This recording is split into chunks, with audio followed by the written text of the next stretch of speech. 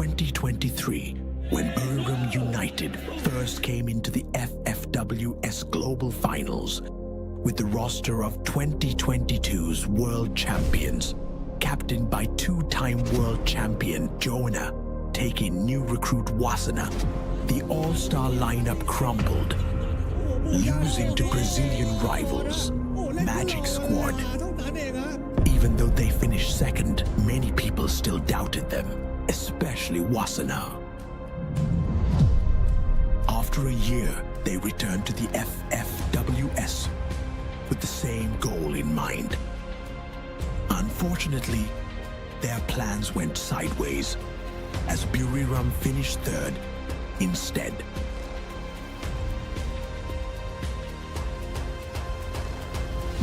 This year, they returned with the same goal: prove the doubters wrong. But they started the tournament poorly. ก็พวกผมก็ทำเต็มที่ครับความพยายามไม่เคยทำร้ายใครอยู่แล้วพวกผมพยายามมา2 ปีครับที่พยายามมามันไม่เคยเสียหายนะครับมันทำให้ทีมตัวเองได้เก่งยิ่งขึ้นครับแล้วที่วิจารณ์กันมาว่าฟอร์มดรอปก็ตอนนั้นก็ดรอปจริงๆครับแต่ตอนนี้ก็พยายามแก้ไขในสิ่งที่พลาดในตอนนั้นจนถึงมาสำเร็จทุกวันนี้ครับ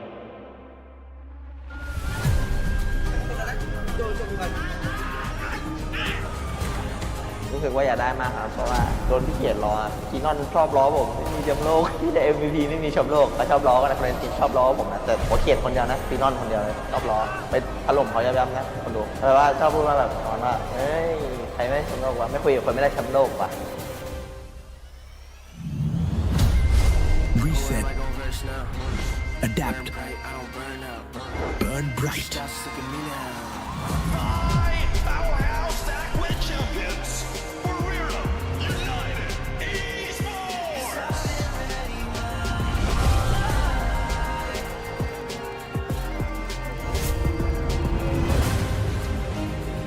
ก่อนจะเข้ามาแข่งรอบเกมแคนนอนก็คิดไว้ครับว่าพวกผมเอาแชมป์ให้วัฒนาเพราะว่าน้องยังไม่เคยได้แชมป์โลกแล้วทุกคนทำเพื่อวัฒนาแล้วก็มั่นใจกันมากครับผม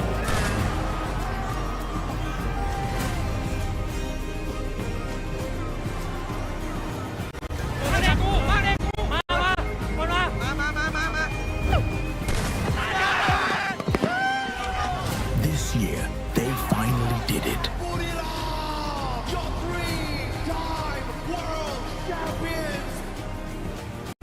Joanna's dedication for Booyah finally paid off as he made history as the first ever 3-time FFWS Global Finals champion, as the captain led his young teammate Wasana to his first ever world championship. ก็รู้สึกดีใจครับที่ได้เห็นน้องถูกถ้วยแล้วแต่ว่าเราก็ดีในลึกๆเราก็ดีใจเหมือนกันเพราะเราก็ตามหาถ้วยนี้มานานมาก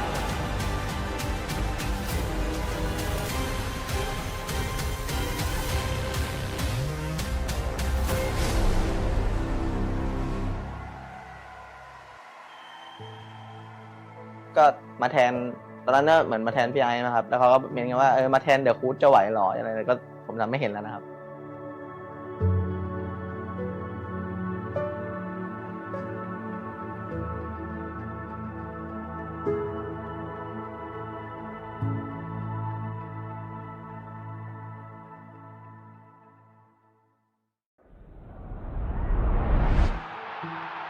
Once the youngest in EXP, now the backbone of AG, he's walked this path before.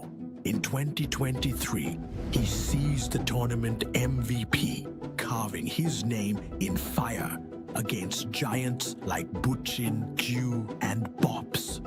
รู้สึกดีใจอยู่ครับแต่ว่าเสียใจที่ว่าไม่ได้แชมป์ด้วยครับ AG's due as their leader, their carry, their heartbeat. Within 2 years of relentless improvements, he came back stronger. He lead his squad to crush doubt and dominate the Clash squad. Oh, dude! You can do it, son! This is it! A 12-57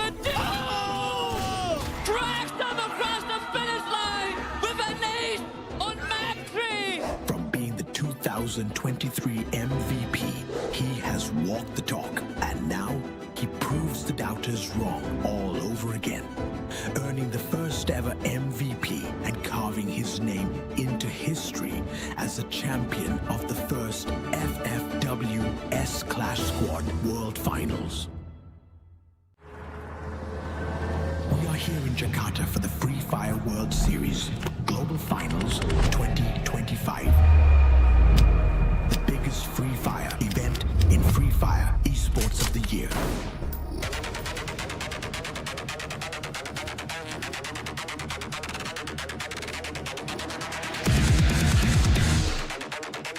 The knockout stage began, and 6 days decided everything. The best teams crushed doubts,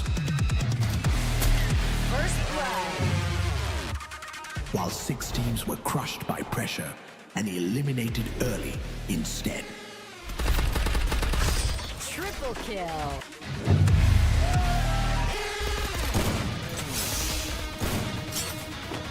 Double kill.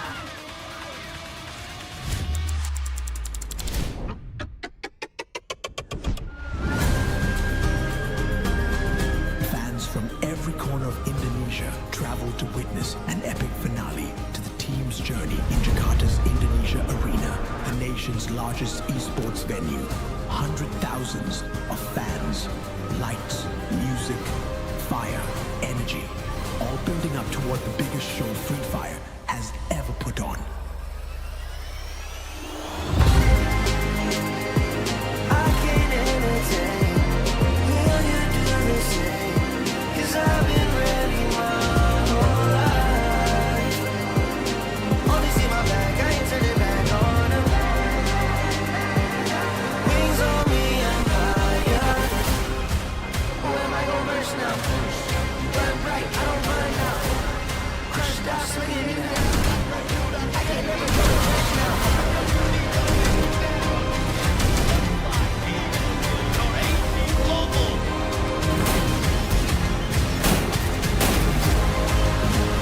Double kill.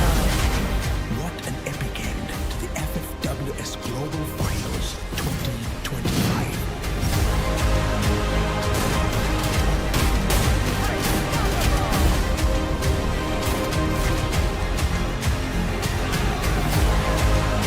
Congratulations to our world champions, Booyah United Esports.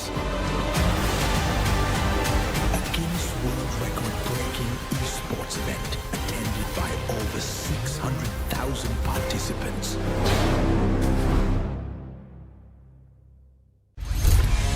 Welcome to Booyah. All access. This is the Pros Masterclass.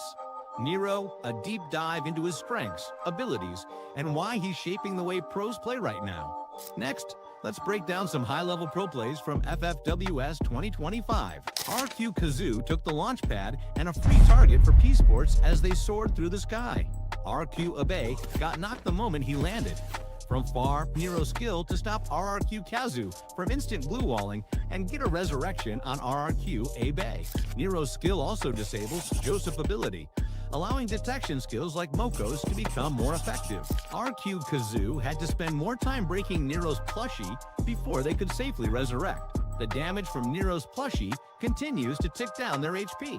T-Sports uses this window to close in on RRQ Kazu. With RQ Kazu's HP not full, P-Sports comes in for the cleanup. Meta shifts, tactical zoning, and anti-glue control, Nero brings a whole new layer of strategy to every fight. At this moment, P Esports uses Nero's skill first to break through the enemy's defense, powered by Joseph, then activates a 124 skill to disable the opponent's active abilities. However, Joseph can counter a 124's effect and protect himself from it. That's a wrap on our Nero breakdown. The plushie, the pressure, and the plays that define this meta. Is Nero your must pick, or just overhyped?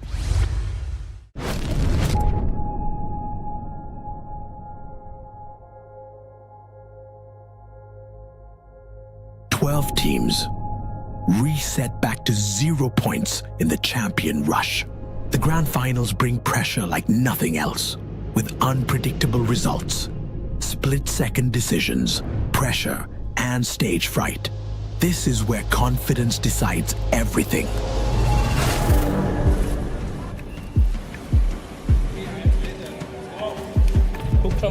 อย่างที่เราซ้อมกันมาถึงวันนี้ทุกอย่างที่เราเสียสละการเปลี่ยนแปลงที่เราปรับและชีวิตเรามาถึงจุดนี้ได้เนาะ Só ganha essa quem dá o Booyah, mano. Então não vamos deixar ninguém ganhar e ninguém tirar esse Booyah de nós. Asli comunica kartu. Oh, seperti yang dibilang kita pasti juga kita terus bisa ayo lulus. Hari ini terakhir. Ya, waktunya keluarin semua, main all out dari game 1. Ya, main all out dari game 1 tanpa beban, tanpa pressure, enjoy. Se-enjoy-enjoynya. Sedikit waktu maksimalin. Percaya sama teman, itu yang paling penting. แล้วก็ไม่มีอะไรแล้วไปข้างบนมาคุยเรา3 ที Valer a pena na vida de vocês, mano. A gente não sabe que a gente terá outras oportunidades igual essa. Fechou? Então vamos pra cima. Alguém quiser falar, o momento é de vocês. Dut bilang sama gua match 4 kita sampai di champion rush match kelima kita tutup. Walaupun emang harus gagal di match kelima match 6 kita tutup. So menurut gua gak ada yang gak mungkin. Walaupun emang harus gagal sekali masih ada next match. paling dari aku itu aja, selalu diingat, saling percaya, itu kuncinya guys. Oke, kita mulai, mari kita berdoa guys. Yuk. Não deixe a expectação, mas vai do mal, amém. Bora ao máximo em geral. 0, 0, 1, 2, 3, sai o fluxo. Vai, e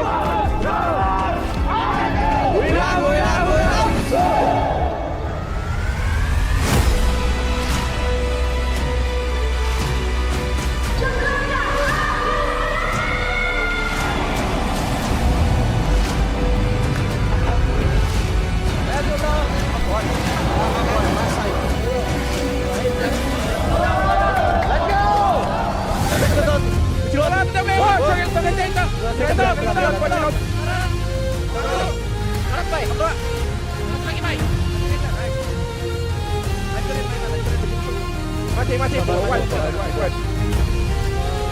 apa-apa. Ya. Capek banget, Cok. Two Booyahs from the on-fire Fluxo silenced the Indonesian crowd, leaving behind a big gap with R7, RRQ, and EVOS. They are now in desperate need of a recovery. Santai guys.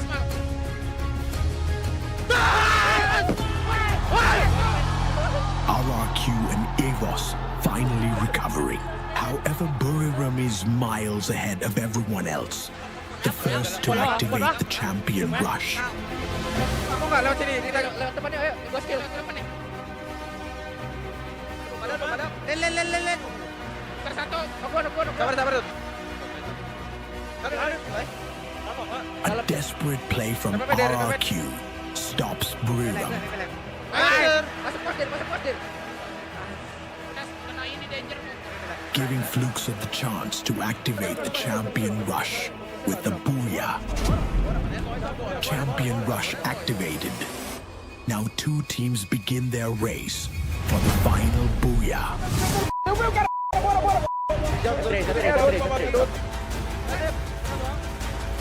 Mata. Não me aí. Go. Calma, que vai, boa. Tá.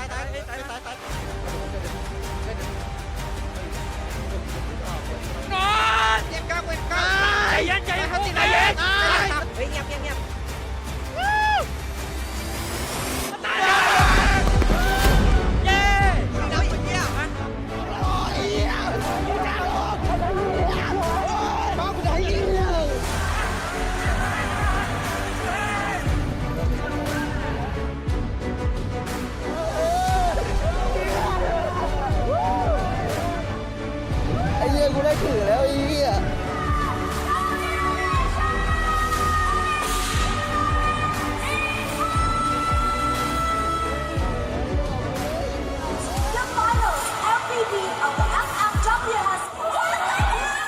It's the end of FFWS Global Finals 2025.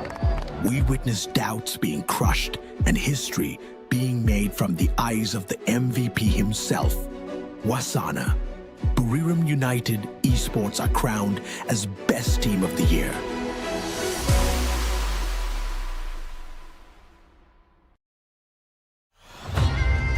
Who am I gonna verse now? Burn bright, I don't burn out. Crush doubts, look at me now, huh? I can never go reverse now. But I'ma spin it back, A-jump. Went from nada to the crowd, throwing their hands, base jump. I'ma hit the finish line no matter what. They front, first place, you a runner-up, dominant, but the red and the blues going ruthless. 10 out of 10, 11, I don't snooze. I pursue, don't push it, put me in game that I don't lose. I stay cool, depending on my pen and pennants I choose. Ayy, I'ma show you how. Doubt it, loudest. Wu-Tang, I'm a bird, love the competition. Told you only way is up, I don't go reverse.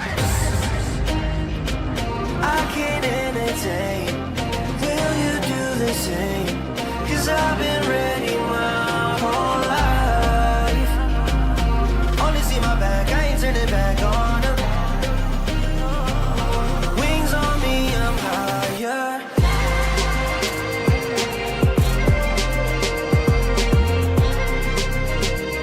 Cause I've been ready my whole life.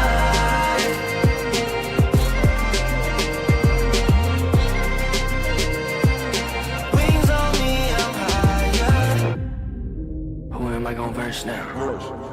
Who am I gon' verse now? Show me what it's worth now.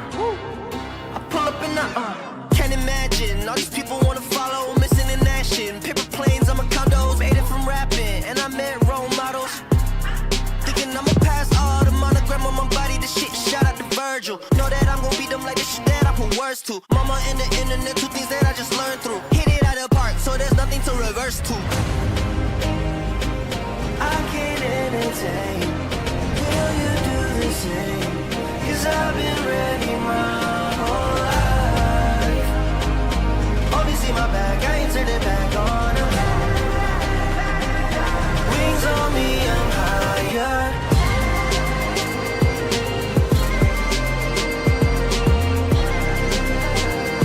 Cause I've been ready my whole life.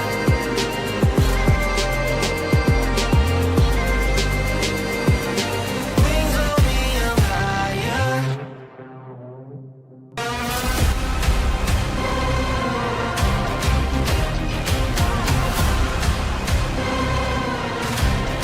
Now I can go reverse now.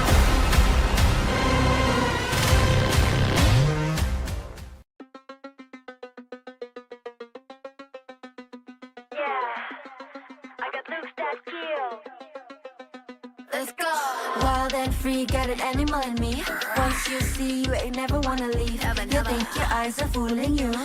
It's just the way my body moves. I bring the sugar and spice. I got naughty and nice. Get the cinnamon once, promise you want it twice. So come get a taste right there. Got looks that kill, bang bang. I'm razor sharp, real so hard. Light it up, fireworks in the dark. Watch out, I'ma get ya. Don't leave, I won't let ya. I'm razor sharp, really so hard. I light it up, fireworks in the dark. I'm a non-stop thrill, I can lose that kill. I'm a little bit bittersweet, but you can pour some sugar on me. I'ma knock you off of your feet. Non-stop thrill, I can lose that kill. I'm a little bit bittersweet, but you can pour some sugar on me. I'ma knock you off of your feet. Non-stop thrill, I can lose that kill.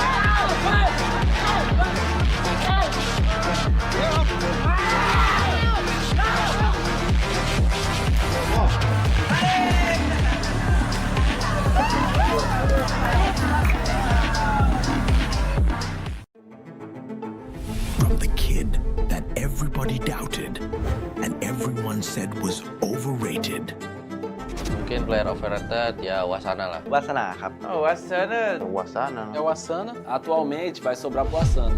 He is the only one who has never won any international tournament in his team. His hunger was higher compared to others. Towering in front of him, the same enemy, the two-time world champion. The same challenge for him to overcome again. Whenever Booyah needed someone to step forward, Wasana was always there first. Every fight he took was a risk. But that's what makes him one of the best rushers in the world. Oh, Wasana! Nolan notices him as LBT tries to take the trade on the map, but he turns around too late. The mini Uzi making all the difference for Wasana. Bina out in the open. Wasana looks to finish him off at this point. Bina dropped as well. Ooh! Best rushes out there, the one and only Wasana. We do have Wasana. Oh, the one shot onto Blade. Wasn't even given a chance to be able to be picked up. And now Wasana pushing through for the team as well. Fearless and relentless, he created openings where none existed, winning duels no one else could. Booyah already have activated the champion rush condition. This has to be the moment. Booyah! Your three-time world champions! 2 attempts, 2 heartbreaks, but he refused to break. When everyone doubted him, he kept his smile, and today he burns brighter than ever. The MVP of the best team in Free Fire World Series 2025 Global Final.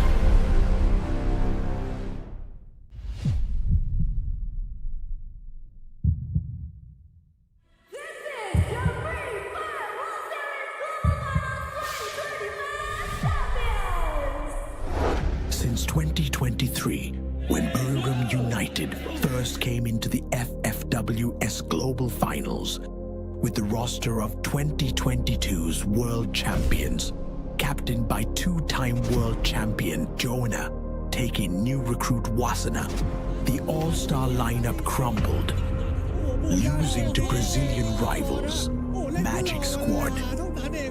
Even though they finished second, many people still doubted them, especially Wasana.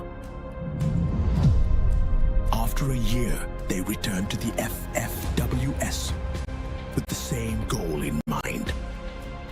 Unfortunately, their plans went sideways as Booyah finished third instead.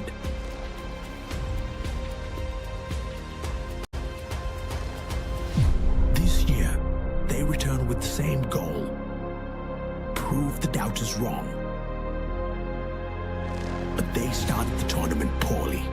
ก็พวกผมก็ทำที่ครับความพยายามไม่เคยทำร้ายใครอยู่แล้วพวกผมพยายามมา2 ปีครับที่พยายามมามันไม่เคยเสียหายครับมันทำให้ทีมตัวเองได้เก่งขึ้นครับแล้วที่วิจารณ์กันมาว่าฟอร์มดรอปก็ตอนนั้นก็ดรอปจริงๆครับแต่ตอนนี้ก็พยายามแก้ไขในสิ่งที่พลาดในตอนนั้นจนถึงมาสำเร็จทุกวันนี้ครับ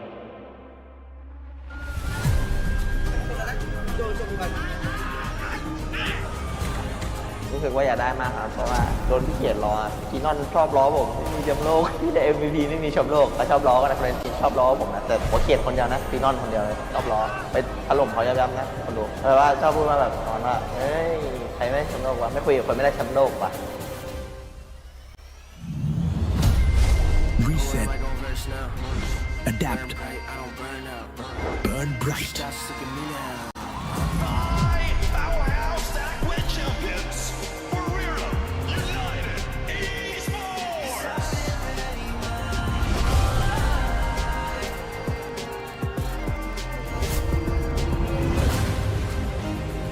ก่อนจะเข้ามาแข่งรอบเดือนแคนนอนก็คิดไว้ครับว่าพวกผมมาเอาแชมป์ให้วัฒนาเพราะว่าน้องยังไม่เคยได้แชมป์โลกแล้วทุกคนทำเพื่อวัฒนาแล้วก็มั่นใจกันมากครับผม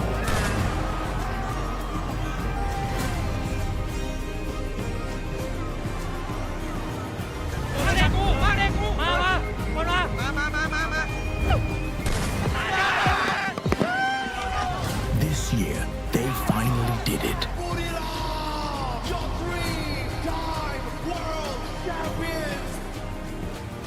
Joanna's dedication for Booyah finally paid off. as he made history as the first ever three-time FFWS Global Finals champion, as the captain led his young teammate Wasana to his first ever World Championship. ก็รู้สึกดีใจครับที่ได้เห็นน้องถือถ้วยแล้ว แต่ว่าเราก็ดีในลึกๆเราก็ดีใจเหมือนกันเพราะเราก็ตามหาถ้วยนี้มานานมาก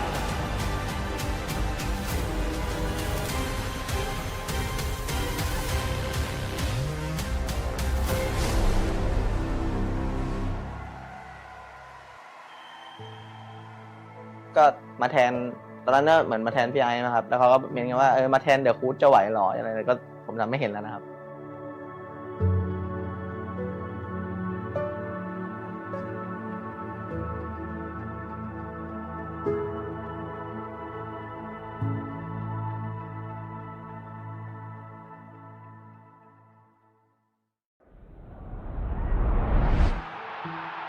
Once the youngest in EXP, now the backbone of AG, he's walked this path before. In 2023, he seized the tournament MVP, carving his name in fire against giants like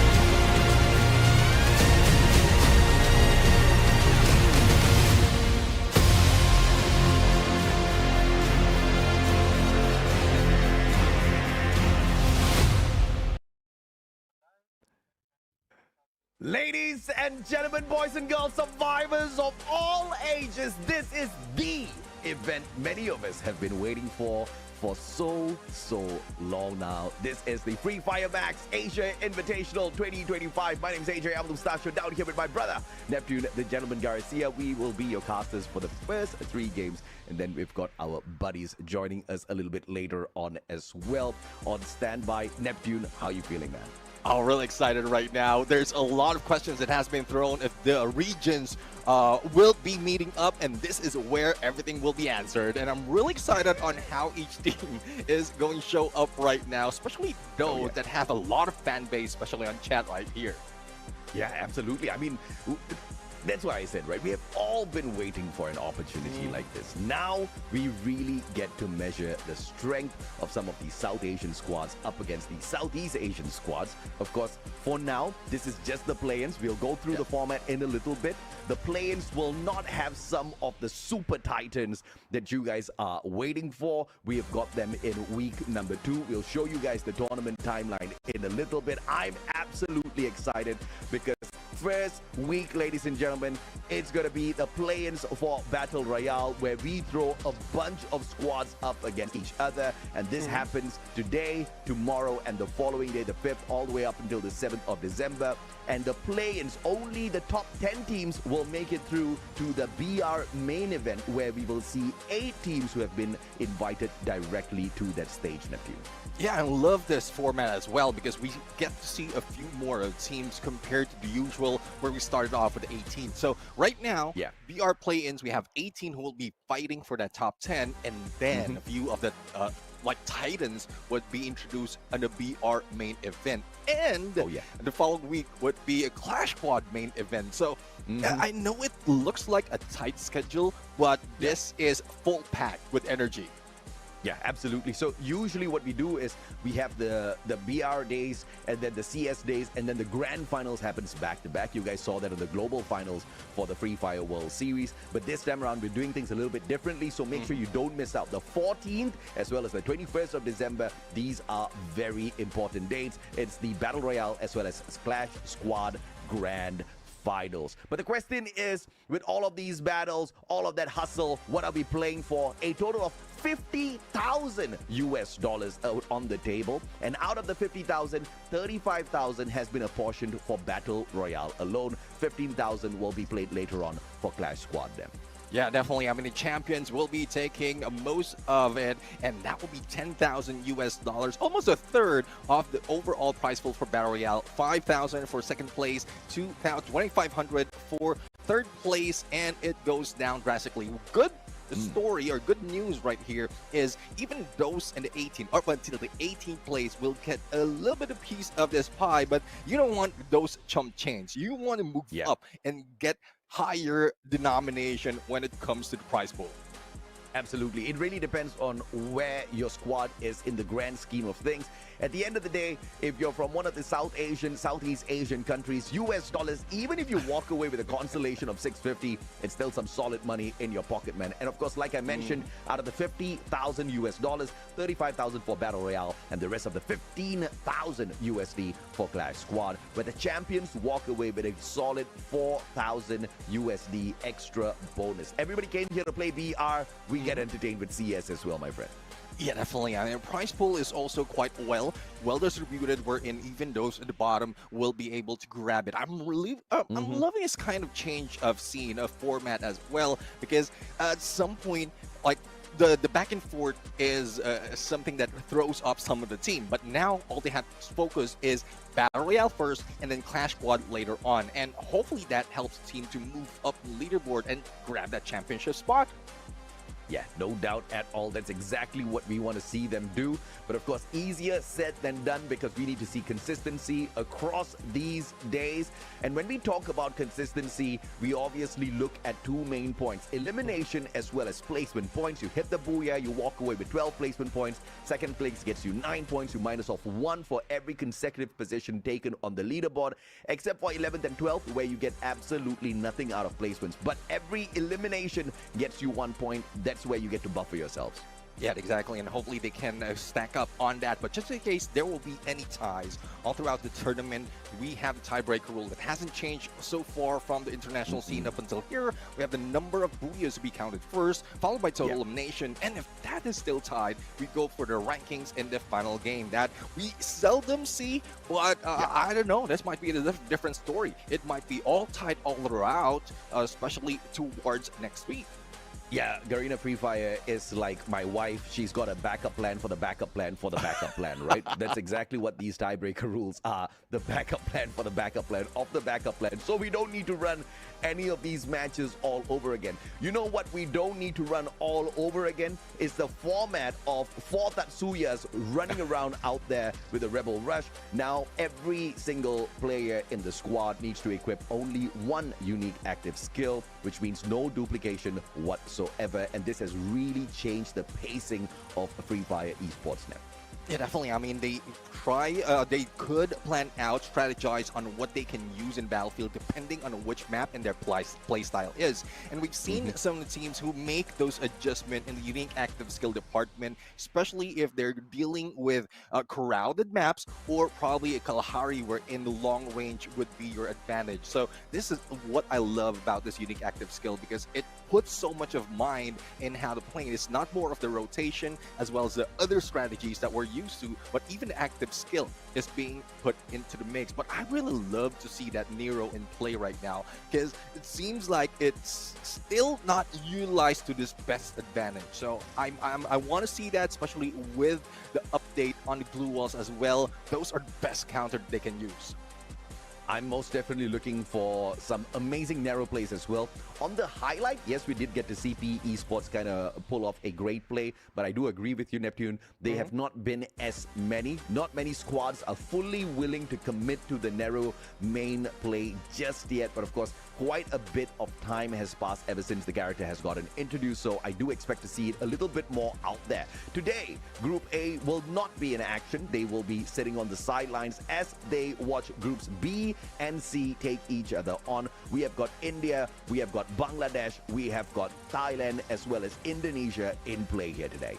Yeah, definitely. I'm really looking forward to some of the teams, especially for those coming in from India, because there was a lot of hype every time that we go into broadcast in other tournaments, and this is a chance for us to see them. Nepal will also be introduced right now in this game, and Group B and C is going to start it off for this BR play-in. So it's, again, a different twist of a fate, I would say, for some of the teams, thinking that if you're on Group A, you might be the first one in the field. But I guess this is something that a few of the curveball that they will be dealing with right now, and I love how it's turning out.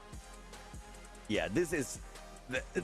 I have come into this competition. Yeah, we were given notes by the producers and they told us to read up a bunch of things, which I did, but I took it with a pinch of salt, right? Because you never know exactly how a certain squad is going to function. Once you throw in a couple of extra regions into play as well, it could really mess up their gameplay. Many factors are involved, including those drop spots, which we'll see later on in a little bit in terms of where are their favorite drop spots, right? But as far as the team lineups go, there are some familiar names to you and me, Neptune. We've done a lot of shows for Southeast Asia, but South Asia, on the other hand, this is exactly what we are here to see, and I'm here to discover for myself as I watch them in action on this particular event. But overall, I'm really looking forward to seeing the clash between Bangladesh as well as India out there. Yeah, definitely. I mean, names right here that is giving me some idea on how they can play, and hopefully they can live up to it. And earlier, we just see the first set, and now we are seeing Rising Sun from Nepal, and I'm really looking forward to how they play out in a battlefield of both South Asia and Southeast Asia. Red Cliff, we've seen like a glimpse of what they can do, and hopefully they've managed to improve themselves after a few of those instances wherein there was hope, but it was snuffed out. Avida, though, a new new team coming from Southeast Asia that we also love to see. Yeah, no doubt at all. And of course, you've got GB Esports in the house as well from Nepal. I'm quite curious to see exactly how Nepal is going to be functioning in these competitions, right? Because they are not a region that's super dominant out there with their gameplay. They're very reserved, but the one thing that I can definitely appreciate out of the Nepalese region is they are very tactical with their approach. But do they have enough firepower up against these monsters that they're going to be thrown out in their width? We'll have to wait and see. In total, between Group B and C, we've got 5 teams out of India. So I definitely expect to see the region on fire today, Nat. Yeah, I'm really looking forward to how it's going to turn out. I still have no idea, though there's like a few instances where I managed to take a peek on some of the gameplay, but that's under individual region. But now that they're like in the mix of everyone else, let's see on how they're going to perform. But this is these are the places the teams will be performing. Started off with a futuristic Nextera, followed by the OG Bermuda, and heading into the cold Alpine map. That'll be the first half, and then we go to the newest Solara, goes into the unexplicable purgatory, and then we jump in and end the day with Kalahari. Yeah, I am excited to see what these teams are going to be doing on the first 3 maps, because obviously this is going to be setting up the pace of the day for them. I wouldn't say the pace of the week, because we have seen this time and time again. Some teams just don't wind up early. And when I say early, I mean on day 1, right? They do take advantage of the fact that they have got multiple days to play, but they have to be careful as well. Not every day is a play day for these groups. For example, on day 1 here, we're not going to be seeing Group A. So in the overall grand scheme of things, you've got 2 days of play. You don't have a lot of opportunities to go out there and mess up, right? So you can probably drop the ball on one game, and I hope that it's earlier rather than later, so that some of these teams really get to secure their spot. I'm not going to be naming any names as of this point of time, because I think it's way too premature. But I do have some favorites out there in terms of this grouping that I do want to see move on into week 2, Neptune. Yeah, definitely. I mean, there are a few that we want to see move up. There's a few that we have a little bit of idea, especially from where they're coming from. Tactics that is region specific comes into play as well. But let's take a look and to Nextera, where the teams will prefer to drop. I know this is something that might change later on, but I'm really loving that we might see an early engagement happening in Zipway. But wherever it is, both teams might be able to move into Rust Down. The only worry I would have is the 2 teams, Fangs and Avida, on deck as Spear, because it seems like they will be boxed out by 3 teams if they try to move out. Yeah, and of course, I hope to not see anybody drop by the spot of Twin Bridge, because that's exactly where Nightmare Esports is going to be. And it looks, I kind of prefer having some of these outer barrier drops, right? So that you don't really get challenged all that too much often. But you're going to have a potential here as well for these teams at Zipway as well as Decker Square changing their drop spot. And yes, although we do have a plethora of spots in Nextera that you can take a drop at, I am hoping to see a little bit of chaos here on day one. I mean, we want to see who are the aggressive teams. We want to see who are these teams who are able to pick up points in a solid way from the very get-go. So hot drops are the best way to find out exactly who is ready for some dicey matches out there. So I'm expecting that, right? So even if we do see some of these teams kind of change their drop spot, I hope I see some chaos today. And that's one way as well for us to scream our lungs out. If we have that early engagement, hot drops happening, and you know how it is when it gets exciting. Hopefully it's not a, how can I say this properly, weak hot drop. Because like it is a hot drop, there's a lot of hype, a lot of excitement that might happen, and then one team falls down with only a few seconds. So that's what I'm talking about. So hopefully that's not the case, and they will bring a little bit more of fight in this battle. So who do you guys think is going to be dominating the day here today? Do you think, okay, first of all, let's keep it simple for you guys, all right? Let's not go into team names just yet. Let me know which region you think is going to be dominating. Is it going to be India? Is it going to be Bangladesh, Thailand, Indonesia, or Nepal? Obviously, it's going to be very tough for Indonesia to dominate because they're only being represented by one team. So Southeast Asia only has managed to squeeze one team in here into the play-ins between groups B as well as C. So I'm expecting Kagendra to make a little bit of extra noise for the whole of Southeast Asia in a little bit.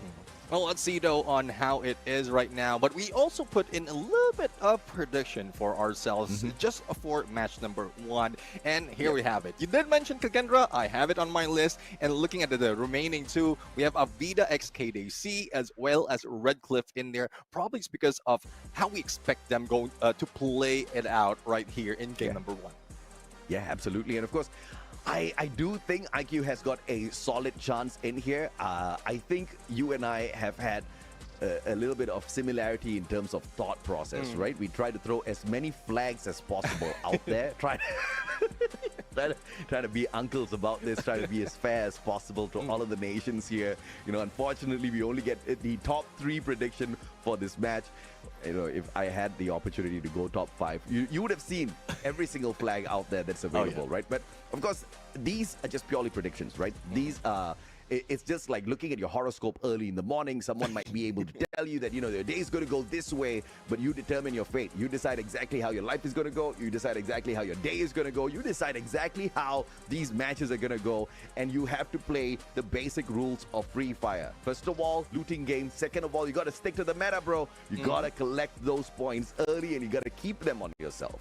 Exactly, and for those of you that is not on the list right now, we are urging you to prove ourselves wrong. This is a time really to really show up right now. It's a battle of regions right here, not just the countries, but regions of South Asia and Southeast Asia. And you know how it is. There's a lot of pressure when it comes to Southeast Asia being introduced into the mix because, well, currently it's Southeast Asia who has a title, especially in the global finals, and that's one thing that you want to break. That's one place that you want to be in, and this is one good chance to show up. I mean, you know, the Indians will argue that, hey, you know, Southeast Asia only has it because we haven't gotten there yet. And that's the kind of fighting words I definitely want to hear out there from some of these regions. I want to see India rise and shine. But do they have what it takes to dominate just this Asia Invitational first before they take their step up onto bigger platforms a little bit later on?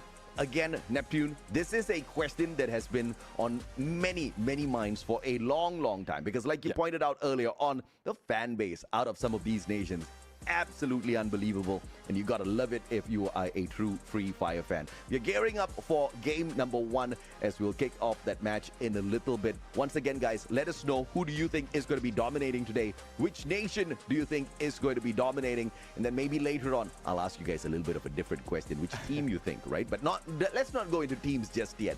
Do you guys think if or not India is going to go out there and rip away 5 out of 6 Booyahs, right? One for each team that's playing out here today. Let us know in the comment section. We would love to hear from you guys.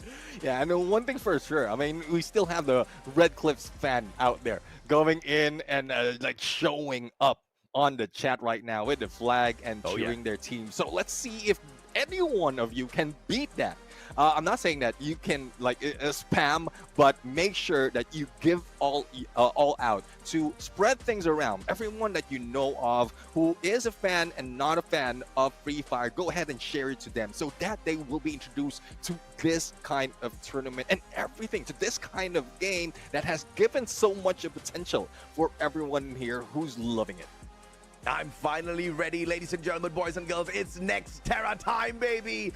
Game 1 of the competition. This is Free Fire MAX Asia Invitational 2025. Day 1, Game 1, next Terra. No better way to do it, Mr. Neptune. Yeah, definitely. And let's see where the teams will be dropping. Will they be following the script from what we've seen earlier on their preferred drop spot, or will someone change that right here? But speaking of changing, it seems like some of the teams that we've seen and expected to be in a hot drop, especially in Zipway, would be dropping like Red Cliff already. And a little bit of change for Avida. Instead of Deca Square, they moved them to Mudside. So I guess they got an idea that they need to pull away from their usual.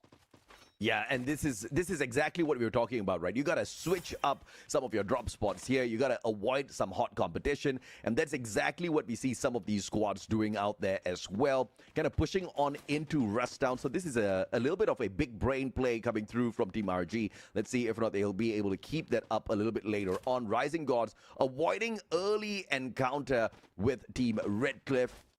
But RFX, on the other hand, Reflex United from Bangladesh in close quarters. The engagements, though, as they kick off, it's going to have India in participation. But Kagendra, Indonesia, Southeast Asia, looking to make a big statement early on. Oh, let's see if iQOO Reckoning will be able to fight back. And there you have it, another takedown, this time onto Fire. But the Fire is not snuffed out just yet. And it is a Wota who will be taken down. Now, let's see who else will be available to go and fight against this team of Kagendra from Indonesia, or will they choose to move away and just revive their teammates and fight a different time? 2 eliminations already for Kagendra. Southeast Asia starting off hot. You see Fangs as well on the leaderboard, and Avida joins them as well as Tawan gets one with the Mac 10. Oh no. Revivals are obviously going to be pulled through, but Ninja 05. Not looking good here for iQOO Reckoning. Dude, I predicted them to get the Booyah. But I still think this is a possibility. What? Oh, Divine! Oh no! Doesn't take advantage! And Divine was like, wait a minute. Who are you? My prey, baby. Extra point, RGE out of the equation early. iQOO Reckoning just wrecked my prediction for map 1. Definitely. I mean, sorry about jumping into that, because that's the whole thing that came into my mind. I mean, that pause, that moment wherein he could have shot against one player, but he knows the risk and he don't want to make that sound. But unfortunately, without even making a move, he was eliminated. Fangs right now is being pulled out, and it seems like the team right here going against them, it would be the densest. It is Meta Ninza getting 4 elimination already, pulling out all those Fangs, all those K9, and let's see if they can make them pray for their lives. But speaking of praying, Kagendra still in the roll, 5 elimination already, and in spite of Jojo being eliminated, there's still a chance for them to be a full squad. My God, but Meta Ninja though, 5 eliminations already, looking for more. Time turner pulled out. And unfortunate for Team RG, the Rising Gods are dropping like flies in front of Meta Ninja. Let's see if they can rise above like a phoenix, but there's not so much of movement that can be done. Yes, you have a Winchester, you have a good chance to go in for a shot, but 3 opponents against you. And Deep of What will be knocked down and eliminated with a God Nade. Going back to Fangs, 2 revives need to be done. Very close to the vending machine, but it seems like they are cautious of Kagendra right now, who's sneaking in and also planning for the same. Absolutely, man. And I don't know who said I predicted a squad that I did not predict. OGTSG was not my prediction, guys. All right. But it's all right. It's all right. Sometimes we have some misclicks. RFX, on the other hand, 1 elimination strong. 2 teams out of the equation. RGE and Headhunters. I'm a little disappointed because I expected the Headhunters to be a tad bit more aggressive out there. So 2 Indian squads early on out of the equation. 3 left standing here, Neptune. Yeah. Let's see how far they get into the circle. And out of the 3, it's Ninza who's really doing so much in terms of elimination. 7 already to their name. Redcliffe, though, clipped 1. It is Ashifi.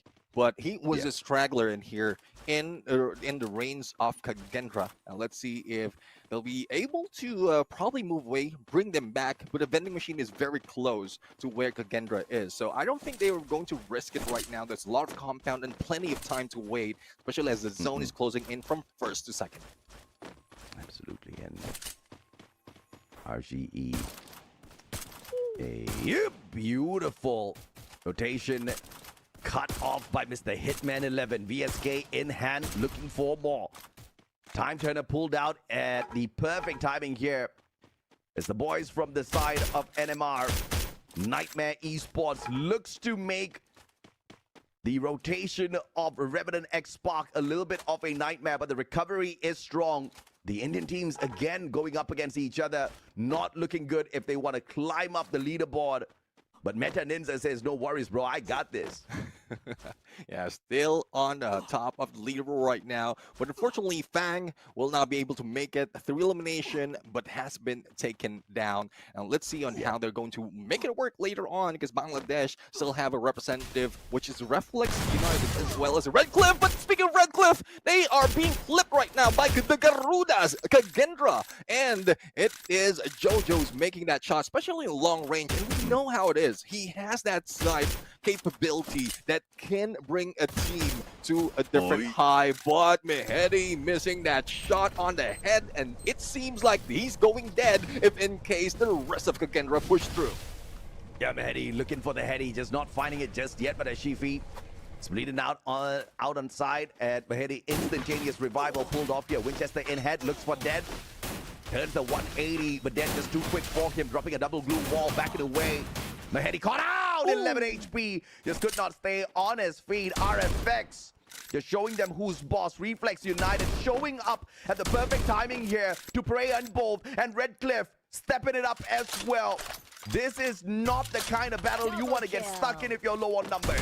Oh, definitely. I mean, you want to add up all those points from a distance, aggression from afar, as I usually say, but how can you do it when a lot of teams like Kagendra is already reigning in these areas? Now, let's see if they can push through against Reflex United, because United, they go, and hopefully it is not United that they fall in this fight. 8 elimination, Fire's already back in play, and he will get information as well where RFX would be situated. So this is an advantage for Kagendra despite of losing out one player.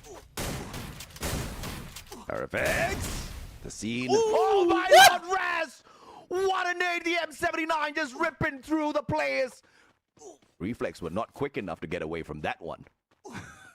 No, a little bit of slow on the Reflex, I would say. Probably a little too quick on the glue wall. But I mean, that's how it is. The deadly M79, especially if one team is not moving out of the compound, it seems like they are taking advantage of that current meta that we've seen in the international stage. And 11 points already for Kagendra, and it just brings Southeast Asia to a different high. But Rohit was hit, and Shanky shanks him. 10 elimination for the team of Meta Ninjas, and well, the stealth is still on them. Slowly but surely, they're moving against the opponents and taking them down. Raftar backing away. Rising Gods about to fall. Meta Ninja! I mean, they come falling out of the skies, but that's on a revival. Can Meta Ninja now pick up extra 3 points for themselves? Raftar has a vehicle on his side, and thankfully the hill will block the vision of Meta Ninja, so no shots, no sniping them out of the vehicle just yet, as they circle on in, pulling the rotation from the long left, just keeping themselves at the very edge of the circle as Aimbot brings Stakla right back in here. 27 players as we approach the 10th minute mark. Yeah, I'm really loving this rotation being done by Meta Ninja because at some point they're guarding the edge of the circle and also trying to chase in on the other opponents who might be stragglers in this map. And they're just playing with the meta right now. Yes, they are aggressive when teams come up against them, but they also know how to play it slow. And hopefully that would give them a little bit of advantage because we're getting into the first 10-minute mark where a lot of teams might be meeting up. Slower pace, but Mehdi just wants to step it right back up. Revenant Xspark losing another player, not looking too great. Mehdi, can he get a double? Yes, he can. Midla straight down to the ground, and Redcliffe is showing us what they could not show us at the global finals. This is what we wanted to see out of Bangladesh. Kagendra, on the other hand, 11 eliminations. Just trickling it in one after the other. And this cannot be avoided by the looks of things. Meta Ninza up against Kagendra in a little bit.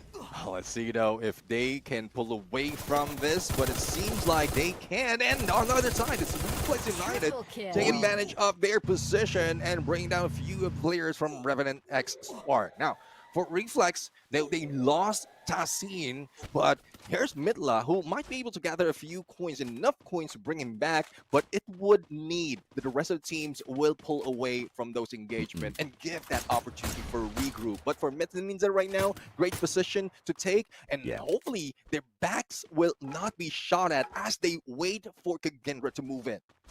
Yeah, Shanky on standby with the AC-80 up top. Meta Ninja. 2 players down on the ground as well, looking for the super flank. But RNS just needs to be a little careful here. Vincent trying to get some information, but he gets shot at instead. 2 teams. Now Kagendra might be the prey here, but Avida from the back just making Meta Ninja's lives a little difficult. You get away from Avida, and you got into straight up the crosshairs of Kagendra. One after the other. Meta Ninja all falling. They had a plan. Unfortunately, the disruption by Avida just threw that into a fix, and Kagendra did not wait to take advantage, and now Boltmaker bringing out the lightning zone. This is about to get dicey once again. Oh, definitely. I mean, 2 already in front, and they're taking advantage of their position to wait on Avida at this point, but hopefully they can regroup, wait for the perfect opportunity into the edge of the final circle, or the 4th circle we go, and Avida, as they moved out, thinking that they might be able to take down Kagendra, they just played switcheroo. Yes, they have the high ground advantage, but the Blues closing in on them, as well as that lightning zone that might damage their HP and cutting their approach against Kagendra. But for RG right now, 2 elimination, a little bit of passive, but they are in a good spot to probably find either Nightmare or Redcliffe if they had that long-range weapon. I gotta wait for Avida to score Booyah just so that I can say, live in Avida. No, I'm not gonna do that, no. Leaving Avida, Booyah! That's what I'm talking about, brother. Say that again. Leaving Avida, Booyah! Okay, let's see if or not you curse them, bro. 14 elimination strong. It's the Indonesians. Next circle. RG's already in there. The Rising Gods that fell earlier on have managed to pull back a perfect recovery for the squad, and now they just keeping their noses out of this mess. And Meta Ninja taken out of the equation, and Kagendra haven't stopped just yet, hunting down the players of Revenant Xspark. Can they get yet another? Yes, they can. It's a 2v1, and Raz dropped the final player, Black 01, and Kagendra 17 eliminations strong. Revenant Xspark, unfortunately, just could not keep that spark alive up against the Southeast Asian squad. I mean, I'm just surprised on what Kagendra is doing right now against the opponents. They're taking advantage of not so much of knowledge of their gameplay right here, as these teams are just meeting up, if not for the first time, but only a few instances. And there's one thing that you want to do. You did mention this earlier, stack up the points early, so you have complete dominance, and you might be a team to everyone will be afraid of when you meet up, especially on those hot drops. But another team who might be able to do it is Avida, and here comes that Nero, and unfortunately it will be taken down. But a lightning zone right now being brought in, but on the other side, it's Kagendra putting so much fire once again. Yeah, 1 player down on the side of Kagendra, though they've got a perfect defensive spot to play around with here. But Avida going in here for a straight-on rush. Whoop, Rising Gods, Riptide Rhythm from the left-hand side as well. Another team trying to get involved in this engagement, but Avida cleans up house. Rising Gods can't rise no more. They fall here in that 5th spot. Good position being taken by Long Gong at this point, and Fire has been taken down. Pablo for the follow-up as well, and it seems like Kagendra's reign will be taken out with a team from Thailand. There goes the push, and there goes the final 2 teams backing away. Dead and Fire might be snuffed out, and there we have it.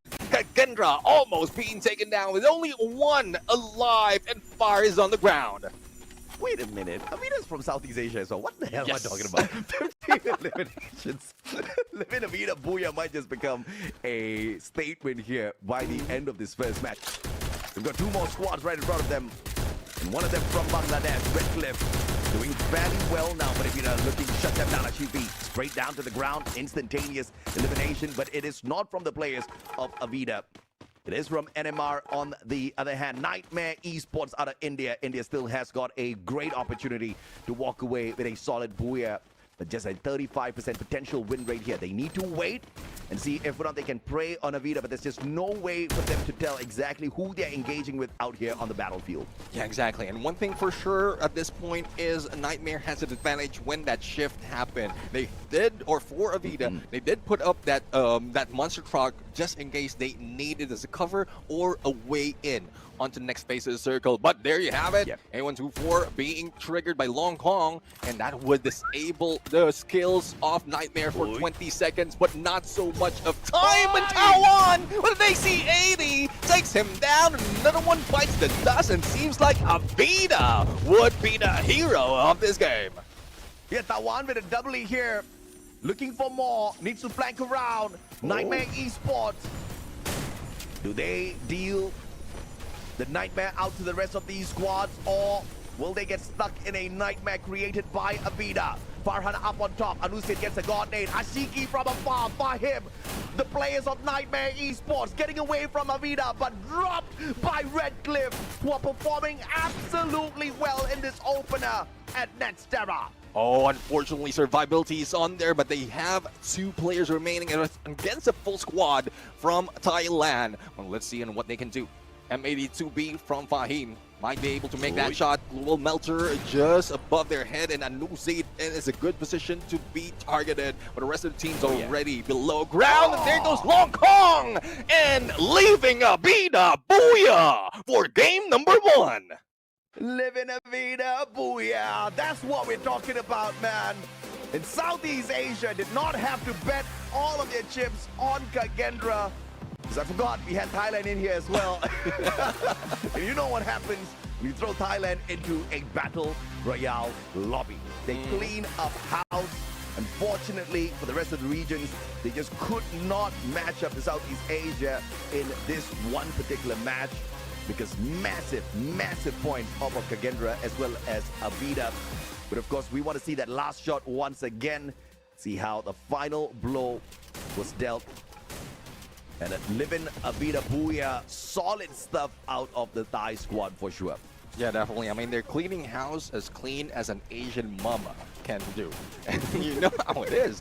Like they are relentless, especially in that final moment. It's good enough that Redcliffe did manage to help them out, but that was a little bit of loss in terms of elimination. But let's not take it away from the team of Avida XKDZ, grabbing that first Booyah of this day and showing sheer dominance in the game. Oh yeah, absolutely. Thailand, Indonesia, looking to dominate with the points, but it is Avida that serves up Booyah number 1 for Southeast Asia. The rest of South Asia needs to figure out exactly how they can dismantle these squads, because you can rotate in, you can find your circle, but when you finally bump into these legends of Southeast Asia, what do you do? And I dare say this is just the tip of the iceberg. The real monsters of Southeast Asia have not showed up on your screens just yet. They'll show up in week 2. Yeah, let's see on how they're going to prepare for this. That's 3 days in week 1 that everyone will be able to prepare, but none of the other teams are prepared for what Southeast Asia has to offer in this game. Oh yeah. Avida with 32 points, 20 elimination, but Kagendra with an awesome and massive 22 elimination, and unfortunately didn't end up on the final circle, but still managed to put so much numbers into the game. Yeah, I would like to highlight Meta Ninza here. 10 eliminations, keeping themselves still in the game in this #1 match, even though they got eliminated from the lobby prematurely. Meta Ninza is a very promising squad out of India, and I expect to see a little bit more from them. And it's the best, man. Piss the Indians off early, all right? They can look for a little bit of revenge a little bit later on. And this is the best case scenario here for South Asia, to be teased by Southeast Asia early on so that they can wake up before the rest of the competition is here. 5 eliminations out of the MVP of this matchup. The one, you saw exactly what he was doing out there earlier on. M590, the Winchester got pulled out for a couple of headshots as well. Kind of rocked the AC80 a couple of times in this lobby before he switched out to the M590 towards the end. And the Valiant Dash was something I did not see him use, but he definitely was chipping into each and every single one of those engagements that he found out there. 13 massive assists out of this player. And that's one thing as well why he get all those shots. Well, you did mention about the AC80 because he's pulling out a Shiru right here, damage delivered, wherein it marks those opponent for 10 seconds, gives more information for the rest of the teams, and that's when they rush in. So he's the front line, he goes for a rush, he gets hit, and still give out information for the rest. And this, I'm loving this tactics right now, coming from Avida XKDC. But let's see on what the rest of the teams has brought in terms of skills, and that might explain all those aggression overall, because apart from Oscar, we're seeing Nero as well as A124, and of course this Steffi. Yeah, this looks like a very balanced squad when it comes to the active skill.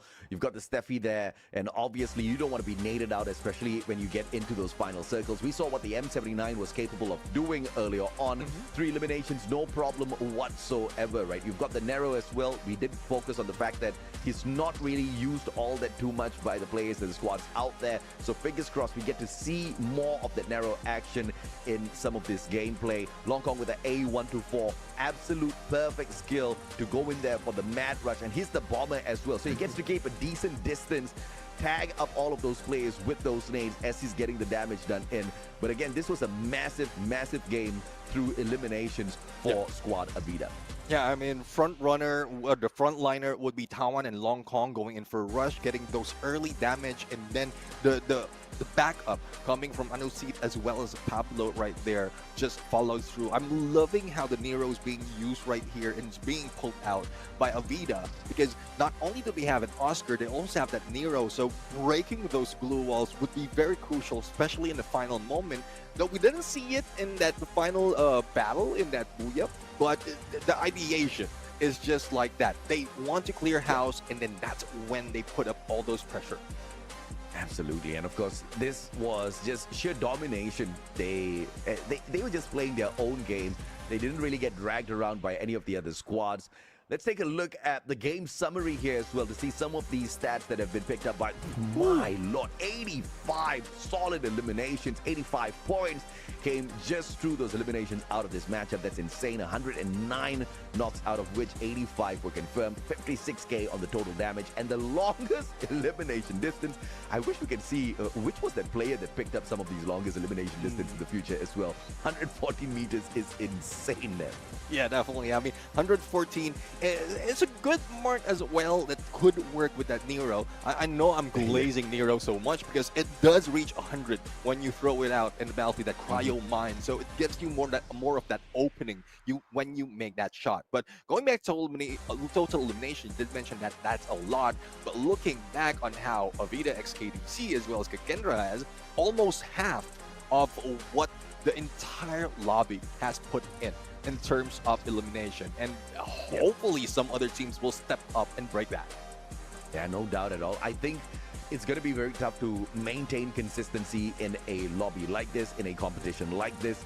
The only problem here for South Asia is that Southeast Asia has had the pleasure of scrimming as well as competing against some of the best in the world for many, many, many years. They have definitely picked up enough skills to dominate some of these matches.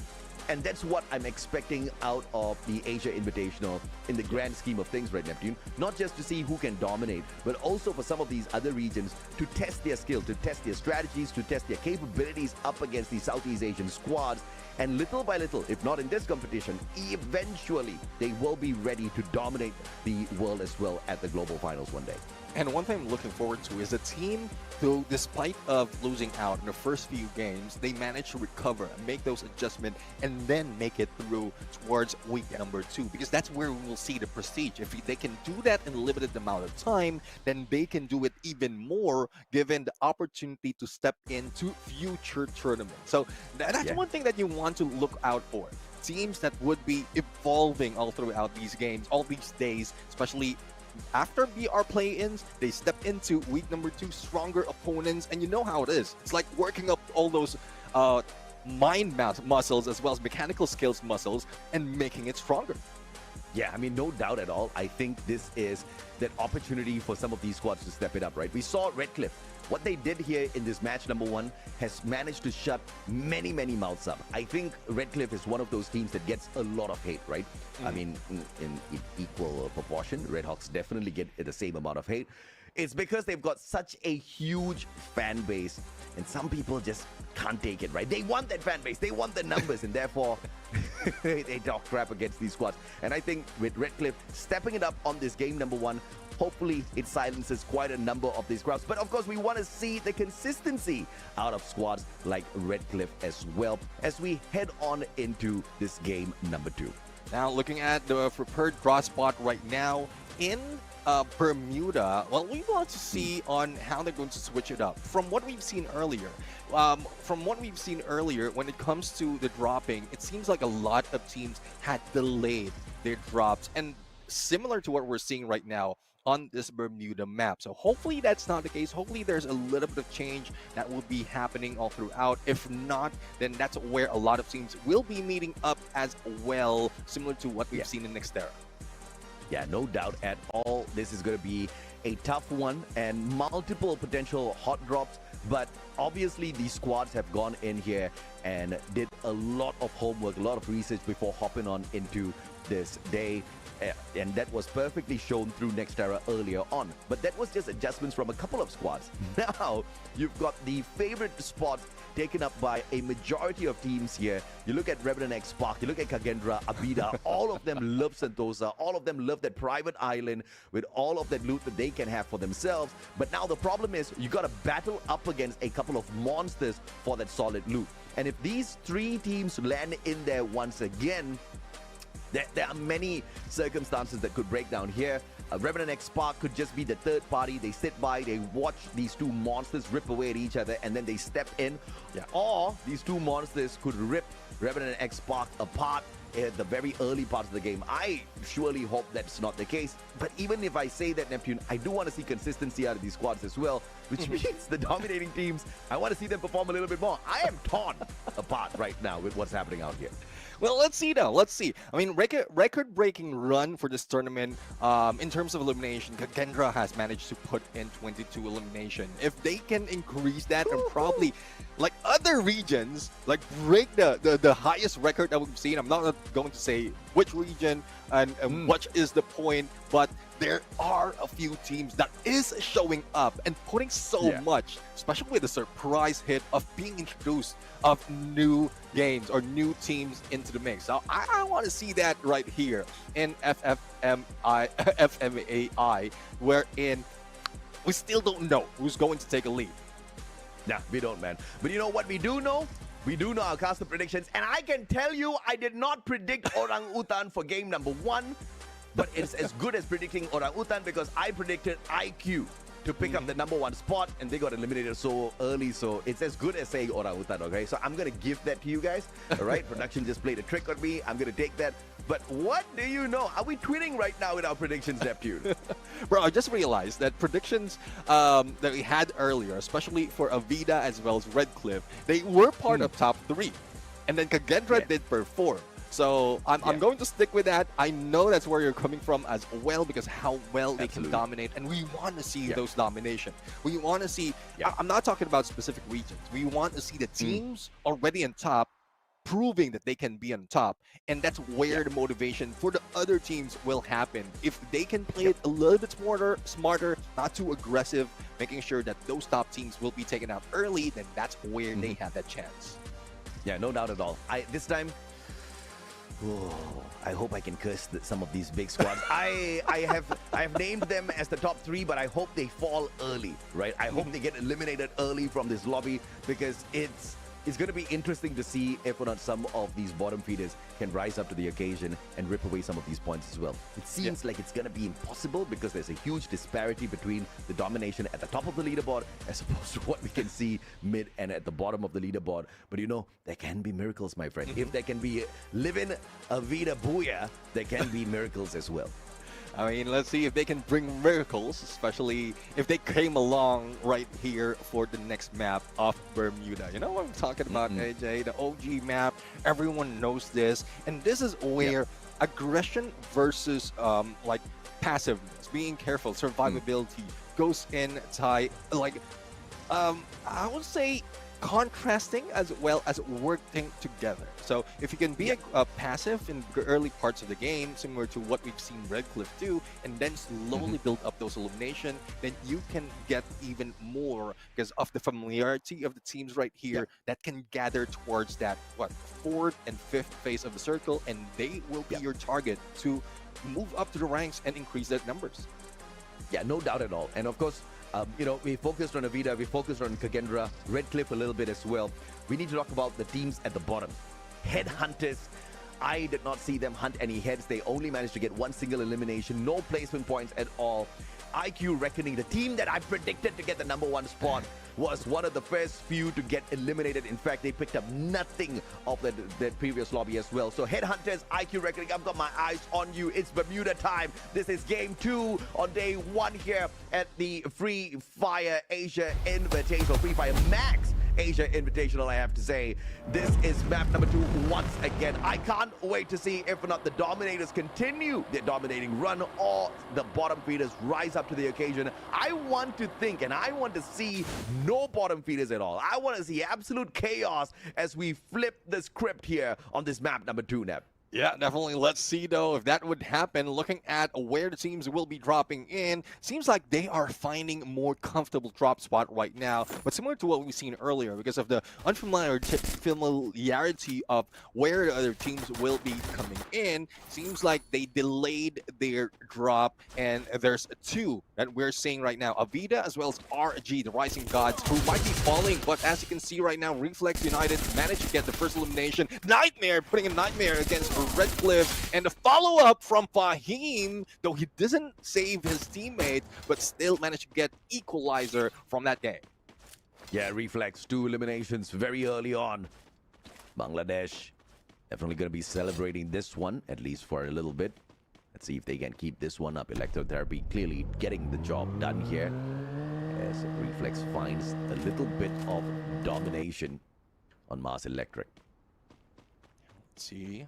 Reflex, well, there's not so much that they can do right now in terms of taking down the opponent, but Revenant Xspark has lost their spark right now. First team being eliminated, and it's just unfortunate that another team from India will be taken down. Now, with that, it seems like Kagendra would be taking the lead once again with 3 elimination early on, but we still don't know where they will be rotating. And at this point, the hot drop is already over. We might see a little bit of slowdown, but Avida right here spotting out Rising God, and this was bound to happen, especially in how close each other they dropped in. Yeah, Rising Gods.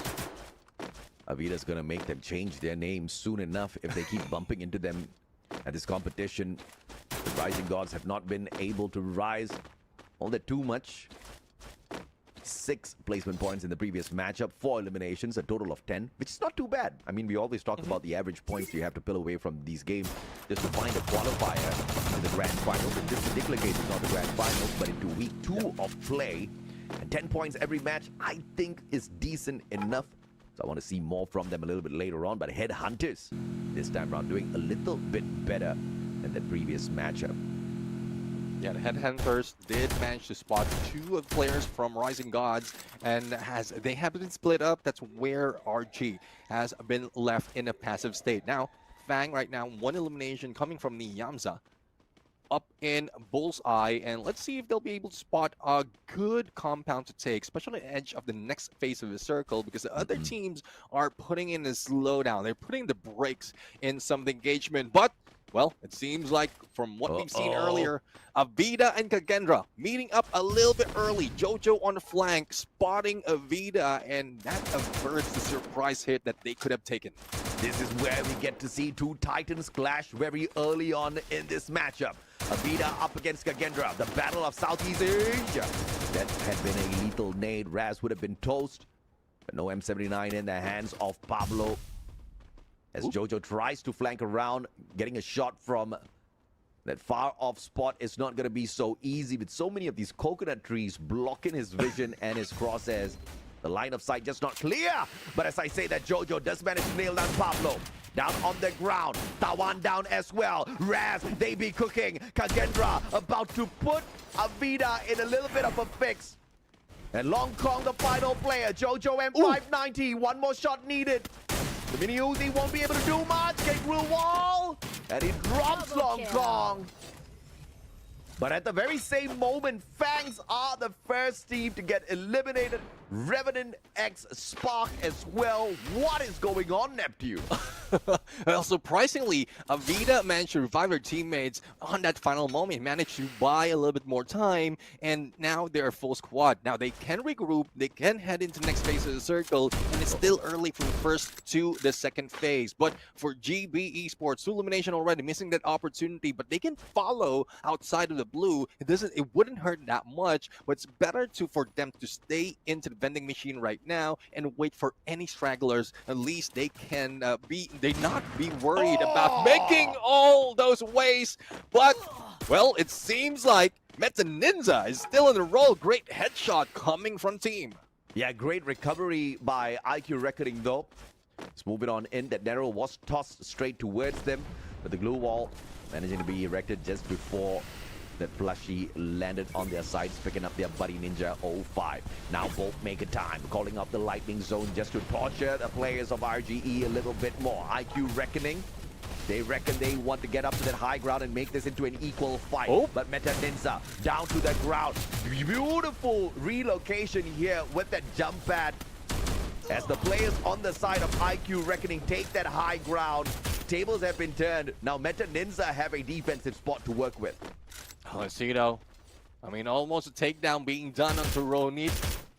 Now, RGE pulling away from that engagement. They know that they couldn't end it. All they have to do is move away from potentially being eliminated by the team. But seems like one has been hit, has been taken down, and they will need to revive him. Looking at the rest of the teams right now, RG and Headhunters going into battle against Bima Sakting Street, and it is Meta Ninja who might be invited later on, especially if those shots will be heard, and they are also moving in the vehicle, so that makes Shanky a threat in that fight. Threat for sure, man. RG, the Rising Gods out of Nepal. Now with an opportunity to see if or not they can hunt some heads. Kunal, Nate, not gonna reach great double glue wall to block out the doorway as well as the window. Rapta on the other hand, Drogon doesn't find a connection. Yeah, let's see though, here comes Meta Ninja, and you can hear the vehicle. The battle is not over between RG and Headhunters, and Raptor will be hit. What Headhunters cannot do, the Meta Ninja can. And, well, it seems like it is just that team of RG who's falling down in here as they split up and meet with 2 different teams. Absolutely, Meta Ninja, 6 elimination. Shanky trying to get that up to 12. Max, no pickup coming on through. And the rest of the squad, Meta Ninja going in for that rush. Headhunters unable to hunt those heads. Now backing away, looking for an opportunity to survive here. Meta Ninja not giving them that opportunity at all. Kunal, XMA from up top, trying to take on all 4 players. But he's just going to be that distraction for the time being. Arsh is with him as well. They can't bait out the shots from Meta Ninza just yet. Oh, Kunal being spotted, especially with that cryo mine putting in there.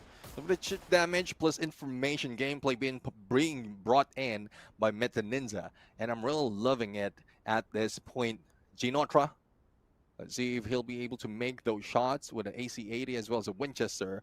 But a little bit standstill. And we're seeing from this trip right now, it's on the horizon. A few of the teams are slowly moving in, so hopefully that will not be any distraction. Binoculars being used right now, just to find out who else they can deal with and where the positions are. So far, still 2 teams eliminated, and everybody else on the run to pull those revivals through. And Rising Gods about to be the falling gods if they don't do something about the rest of their fallen players. Meta Ninza, Headhunters in a decent fight, but Kagendra will get taken out of the equation. Marvel, great play with that Mag 7. Kunal looking for that recovery. M590 in hand. Ernest moving straight up. Ooh, but will get straight down. Beautiful counter by Marvel. Gets straight to the head. And Shanky could not pull that rush off perfectly. And Vincent, the final survivor. And the tables have been turned. Now the Headhunters do the hunting. Vincent trying his best to get away. Kunal, can he get the job done? Great line of sight. Uses the terrain to his advantage. Vincent, great blue wall, a sliver of health left here. Kunal trying to get the job done. XM8 finding the connection. Marked up already. The Superman will come out. But it's just a matter of time here. Vincent will stand no chance to survive. And the Headhunters successfully hunt down Meta Ninza. The Headhunters living up to their name right now, hunting the heads of Ninja. You know how difficult it is, the stealth of the Ninja as well as aggression from what we've seen them do earlier. But now, a different challenge will be happening. Coming from Peak, it is either RG or Avida right now who's moving in. But from what we've seen from Anusit, he's taking the middle because the blue would be closing in. And then we'll be showing the next phase in a bit. But Nightmare will be meeting up with Redcliffe as well as some players from RGE. And let's see how that's going to end up right now, because Sohan will be taken down. The same goes for Ronit. They were cautious earlier when they met up against Avida, and now they are slowly falling down. I'm loving the fact that Redcliffe is still chilling outside the safe zone here. Obviously, those team boosters are in full effect, allowing them to tank the damage outside the circle. Question is, when are they going to be hopping on into some of these fights? NMR, on the other hand, already stuck in a little bit of a nightmare of their own. The pickup is solid. Hitman still bleeding out! And RGE, iQOO reckoning. Perhaps they did not step it up in that game 1 where I predicted them as the Booyah winners. But they're finding that recovery, finding those numbers now in this matchup. Oh, let's see if they can increase that numbers, because the Nightmare is showing us a nightmare, especially of those coming from this trip. Binoculars being used right now. Sees 1 information would be in there, and Zohan has managed to pull a Jeep and pull away from this engagement. But on the other side, we have Reflex United going against Avida, and seems like 2 floors will be taken by these 2 teams. A little bit of rush has been done, but that valiant dash that is pushed through entirely. Now let's see if Avida can win this fight. Into the corner they go, but Reflex is the one going down one at a time. The A124 popped at the perfect timing here.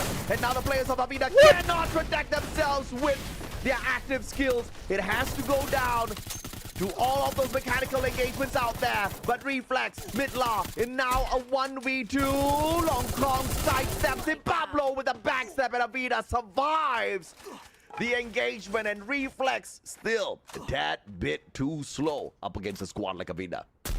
And that's one thing. I mean, I was expecting that they might have been winning it.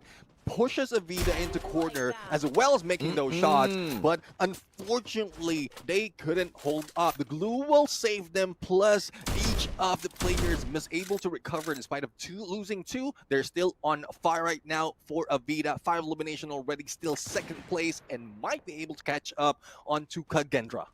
1 down, 1 more to go. The Titan Kagendra out of the equation. Avida 3 points away from them. make that 2 now, Pablo, as he secures one off of the player from the side of Redcliffe. But if Avida does not get taken down right here, right now, it's going to be very difficult for the rest of the squads to catch up with them. It's dependent on teams like Headhunters, maybe even Redcliffe, but Redcliffe, they're getting sliced and diced.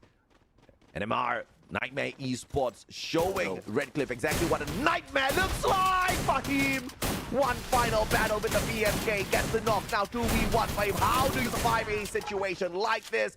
Answer is, you don't. You don't, stuck in a corner, and 3 going against you. But that's a great shot with the VSK up close and personal, using it as a shotgun. Now let's see on how the rest will be following suit on this closing of the first of the previous phase of the circle. RGS taking himself down, and RGE has been picked up. Zohando goes down, and iQOO Reckoning need a little bit of reckoning as well, as they are being left alone as Headhunters fight against GB. Yeah, GB Esports out of Nepal. We haven't really seen them in a lot of action, but 8 eliminations on their side is solid. Up against Headhunters, and the most lethal one is going to be Kunal. M79 in hand, looking to lob those nades, but that's exactly what GB does up against them as well, throwing in the deep freeze straight up to the very corner of the house, pushing the players on the side of Headhunters way back. Avida on the left-hand side. GB needs to be careful. Avida looking for that perfect angle, but Headhunters taking the fight, potentially straight up to Avida. This is the distraction needed for GB to find a safer location to play on. Oh, they're getting the heavy GBs right now, as they are now part of the top 4. Unfortunately, RGE will be eliminated. Now, Avida only has 2 players in hand, and for Headhunters, hopefully they will not spout a bit of Avida, so they can have a fighting chance. There goes a hit from Hitman, but unfortunately, one of the players has been knocked down as well, and Marvel will need to wait for next lobby. But 11 elimination from the Headhunters, and they have a fight against Avida as well as Nightmare on the other side. Yeah, you can say that again, man. They definitely have a solid fight coming up towards them. Avida, though, looking like scoring a Booyah might just be impossible. They're the squad with the least number of players still alive and active out here on the battlefield in the top 3. But Long Kong trying to equalize the playing field here. Beautiful snipe, but those glue walls instantaneously erected. But now the strategy for Avida is simple. Allow Headhunters to hunt some heads. GB obviously won those points. GB Esports up against Headhunters with Avida watching stealthily. Yeah, Avida making those noise, making it look like it is the Headhunters who's shooting them down. And they are still in a safe corner. There goes Divine. But unfortunately, Yakuza spotted those glue walls, put out a glue wall melter, but no grenades just yet. Now, with all the chaos that's ensuing this small compound, Avida is slowly closing in, broken right now, pulls out the RGS, and there goes a nade. Avida might be going down, but slowly but surely moving in, and Arsh might be the next target of 2 players. Yeah, solid rotation, using those glue walls as blockers, and now Arsh down on the ground. Kunal, a sliver of health left on him. The deep freeze, making it work. And Kazir's skill drops him. Kunal now bleeding out. GB rotating around to meet the players on the side of Avida. Headhunters can no longer hold their footing here. Arsh goes in for the pickup. Kunal might just get back up on his feet. The circle's not here just yet. And Headhunters still in here. Headhunters could help out Avida in a few seconds as they re-engage with GB. Kassisur take down Longong already. The quick pickup has been done. Pablo for the trade-off, but they are still alive. Headhunters as well as Kassisur has been taken down, but if they will be picked up, they will need to deal with 4 players coming from GB. And, well, it seems like they will be named GGs as well, because they have a bigger chance. So this is GG's, GB, good game, good Booyah. And goodbye, Avida. What a Booyah out of GB Esports. Nepal, stand up. Your squad is ready to dominate a couple of matches here. And you gotta praise these boys for sure. It was not an easy final circle. Headhunters were being really annoying. GB, they had the numbers to deal with them. But the most important thing is dealing with Avida at the same time. The Headhunters were keeping them busy. Positioning is obviously very important. They had the high ground. They had the low ground. Most importantly, they played those opportunities and positions perfectly. And of course, the final shot that got GB Esports their Booyah.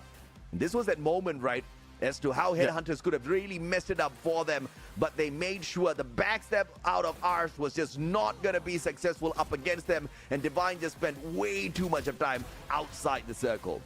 Yeah, definitely. I mean, I really love the multitasking that the GB has done in there, trying to go against Avida and then picking up their teammates, as well as dealing with Headhunters at the same time. And we're seeing a little bit of champion potential with that kind of move. In critical moment, all those micro decisions, and then still managing to grab that Booyah would make a team even better, even stronger when it comes to the future battle. So good game, really, coming from GB Esports from Nepal, and really loving how things are turning out. But Avida still in the final circle, so they might be taking the #1 spot. I mean, might is definitely an understatement. I think Avida did very well in this game as well.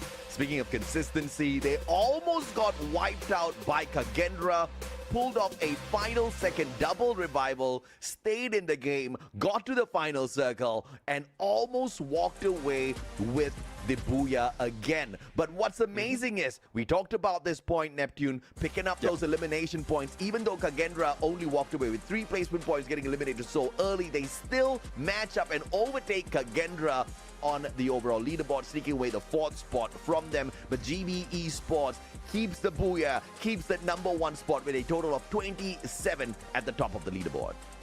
Definitely. I mean, a huge number of points coming from GB Esports. Nightmare Esports, as well as Headhunters, both coming from India, is tied right now, and very close as well to that final 3 teams. Kagendra, despite of being taken out a little bit early because of the effort that they put in getting that much elimination, which is 13, they're still into the mix and into the fight with Avida XKDC. But final survivor against GB Esports, which is Avida, and they're still putting up this much of fight, but other teams are slowly catching up.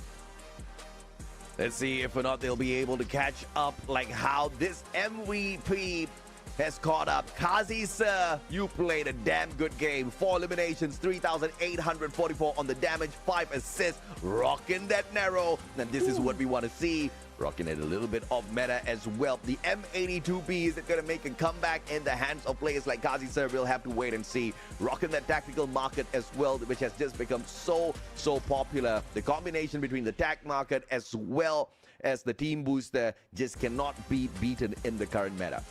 Yeah, we haven't seen that much of the enhanced hammer as well as super leg pocket just yet. But in terms of BR, at least 2 of the team boosters. I mean, you will be able to get all 6 spots or 6 slots if you have enough coins, and that's one reason as well why Cassie Sir is using that Suzy. Not only is this for pick up our teammates or revive our teammates, but also be able to give it to those who have that team boost of that tactical market. And let's see, or team booster rather, for them to open up those spots. Now let's see the rest of the team, what they put into the mix when it comes to skills, similar to what we've seen earlier. Oscar, Nero, and A124. It seems like it is a usual pattern, regardless of which region, but that Chrono would be the deadliest, because in the front line, if everything is going awry, they can pull out the time turner and then can save your team.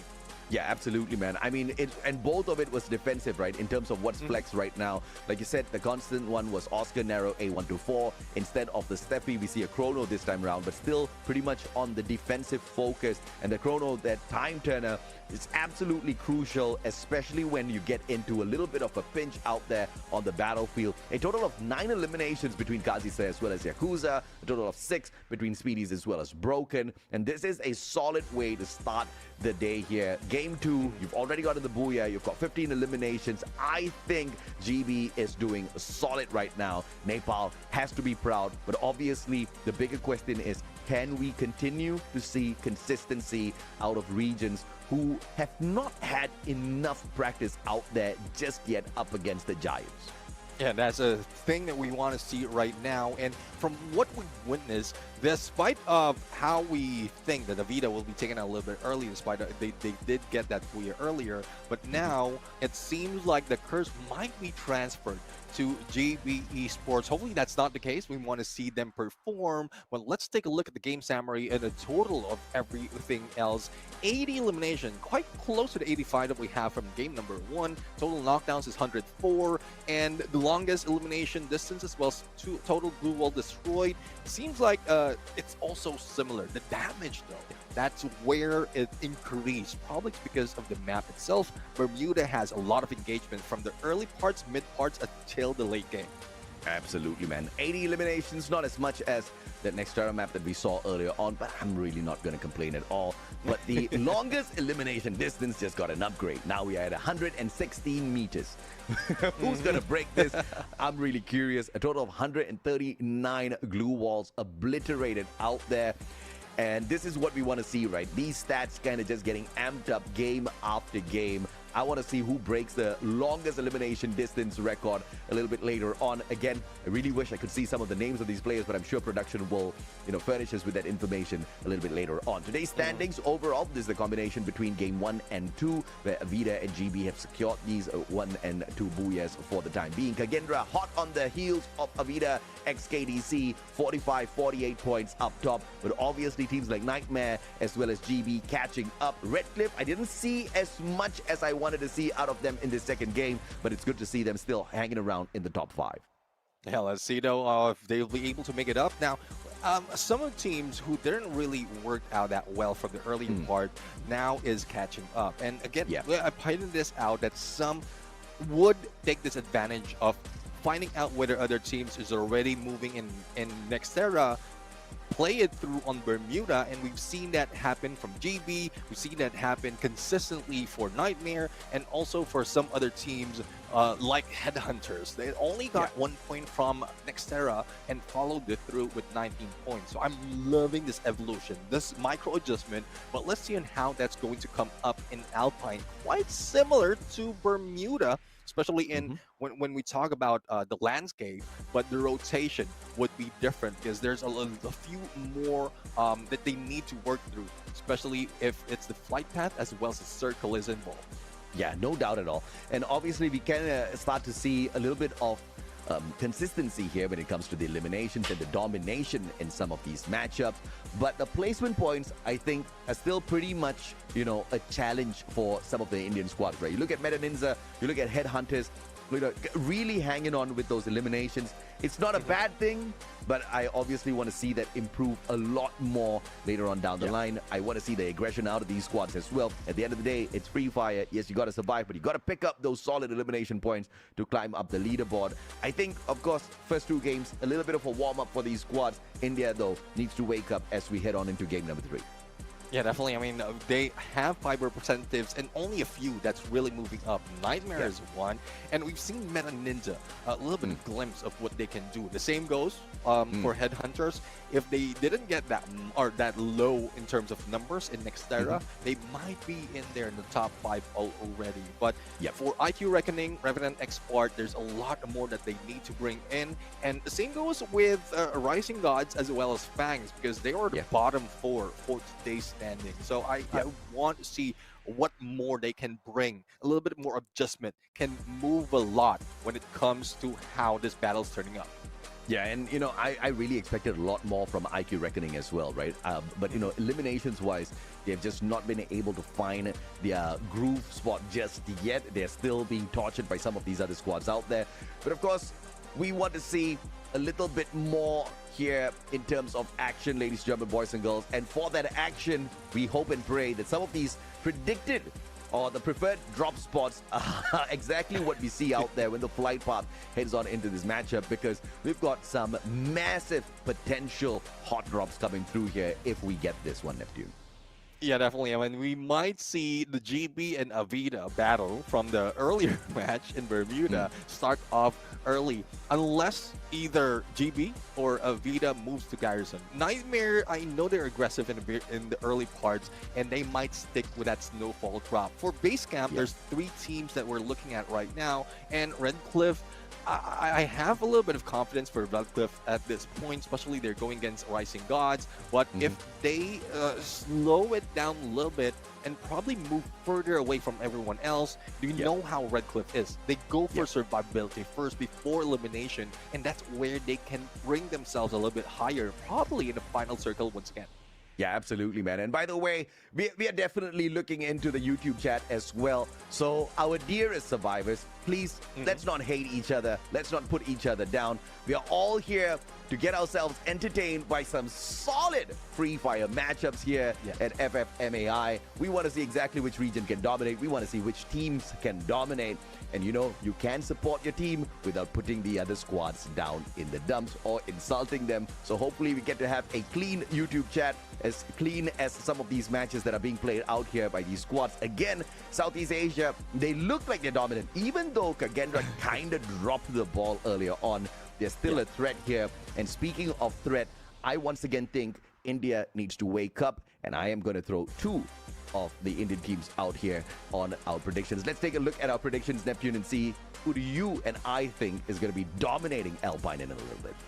Yeah, I mean, I did a little bit switch up because of the consistency of Avida right now. Kagendra is in there, but we know that Nightmare has put up so much in the fight. Even the Nextera following it through with the Bermuda. But I want to see more of that as well. And from your side, well, we've seen that dominance and that potential from Meta Ninjas right here. So I do agree and understand why you're putting them on the board as well. Yeah, absolutely, man. I want to see India rise up to the occasion this time for sure. And I think Kagendra was a tad bit disappointed with their run in the previous game at Bermuda. And this is where they'll be looking for their recovery. They're not going to be waiting all the way until the end of the day, right? But of course, this is what we think is going to happen in terms of storyline. These are the teams that we kind of secretly hope, well, it's not so much of a secret now, we kind of hope rises up to the occasion, rips away a couple of solid points. But I really think it's time for Meta Ninja as well as NMR to really step up the gameplay, right? I think India has not been very noisy so far in the first 2 games, and I think it's high time they started making a little bit of noise. And I think these 2 teams are the perfect one, and it's good to see that you think Nightmare Esports can make a nightmare for some of these other squads out there as well. So I want to see them, you know, serve that nightmare up and not get caught in one. They've been caught in one a couple of times already. Yeah, I mean, Nightmare turns to the dream. That is what they are looking for right now. And the dream would be to get that Booyah. So hopefully they can turn things around, put a better mental state in their game, and that's when they slowly move up. But for the other teams, one thing is for sure, the threat would be Avida, Kagendra, and whoever other teams will be grabbing that Booyah. Yes, Kagendra haven't taken the Booyah just yet, but you've seen how deadly they are. Taken down early, 3 on the placement, but 13 on the elimination, and you don't want to meet with them early on, especially in this next map of Alpine.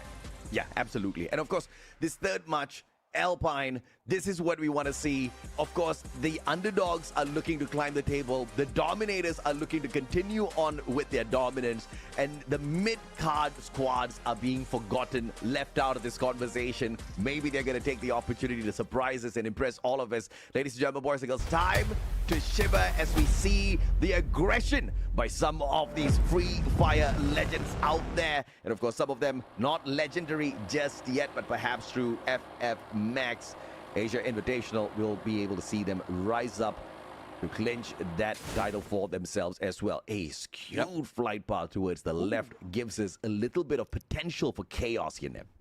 I get a little bit of goosebumps right now every time I see a skewed flight path, and it's a little bit early for Christmas at this point because it's still in Alpine. Most of the time you see that in Purgatory. Now, as we look at drop spots, some of the teams didn't disappoint. Redcliffe did drop into Pace Camp, but they spread a little bit onto Sunside, but they might be meeting up with GB Esports, and that momentum that GB has might be deadly against the Bangladeshi team, but also Meta Ninja will be in the mix, so they need to be cautious. Revenant Xspark 1v2. Ooh, bad timing there for the Riptide Rhythm. Could have put KD God in a tight little spot. Mini Uzi going in for the second engagement. Will be able to get the first knock, but of course turned on. RNSO4 in the right place, right time. Sahil could not fly away. Revenant Xspark losing that one player. Revival isn't going to be too impossible here, as Rivermouth shows us a little bit of early chaos, but the disengagement here from the Rising Gods is understandable. We do not want to see them get caught up in a mess way too early in this matchup. They need a lot of points to climb up. Let's see though. Speaking of points, Meta Ninza, as expected, is already farming points, seeding 2 teams on Sunside and dealt with a few from Redcliffe already. Now let's see if Redcliffe can recover and revive their teammates. Sunside is still occupied by 2 players coming from Meta Ninza, but they're a little bit too aggressive though, not even going for a regroup, and we have no idea as to where the remaining 2 players are. So hopefully they will be cautious. Yes, they have advantage in terms of firepower as well as taking down those players from Redcliffe, but if they get a little bit too aggressive, they might be in the flip side. Headhunters, big fight coming up. They've got a scout up top, but he can't do much. Kunal down on the ground, try to go in for that aggressive maneuver, just not the right SMG in his hands. Marvel in and out of the time turner. Will be able to spot one, and a fantastic Drogon shot, courtesy of Marvel, just to equalize the playing field here. Gets to the vending machine, pulls in the revival, and catches Max as well. Marvel is on fire.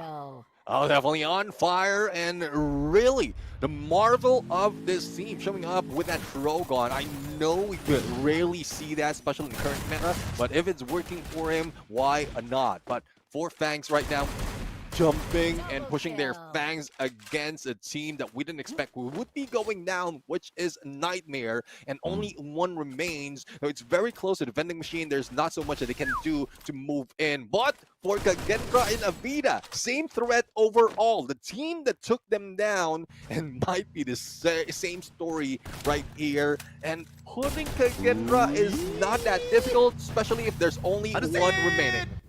Sit down, Anusid, says Raz, as he knocks him straight on his butt.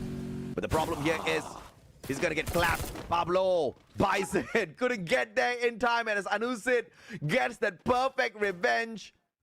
What a play here by Avida and Kagendra. They burn out early because they clashed up against a Titan, and that is the best case scenario here for the rest of the teams trying to climb up the leaderboard. 1 Titan down, another 1 to go. Avida, you might just be next. Well, let's see though, Avida might be the next target by a lot of teams right here, but GB not going in too aggressive despite of them grabbing a good Booyah earlier, especially as they have a hit list on them, so their position on the map will be triggered, will be lighted for those who pulled up that hit list. For Revenant Xspark, well, not so much of engagement after the 4 that they have, but Redcliffe slowly building up in the numbers from Railroad might be meeting up with Avida. That would be the threat. So if they have an idea that the team is already on Carousel coming into Sunside, they can head into Garrison, at least put up an Arvin, and then they will see that that's all clear, and then slowly move up in the middle of the map. This is a blitz map for sure. 3 teams down for the count so early on, and they are from the top 6. Lindsay out, Nightmare out. This is just the biggest dose of caster curse I've ever dealt. Still have 1 more. Still have 1 more. No, those are my 3, bro. Oh, I got 3 for 3.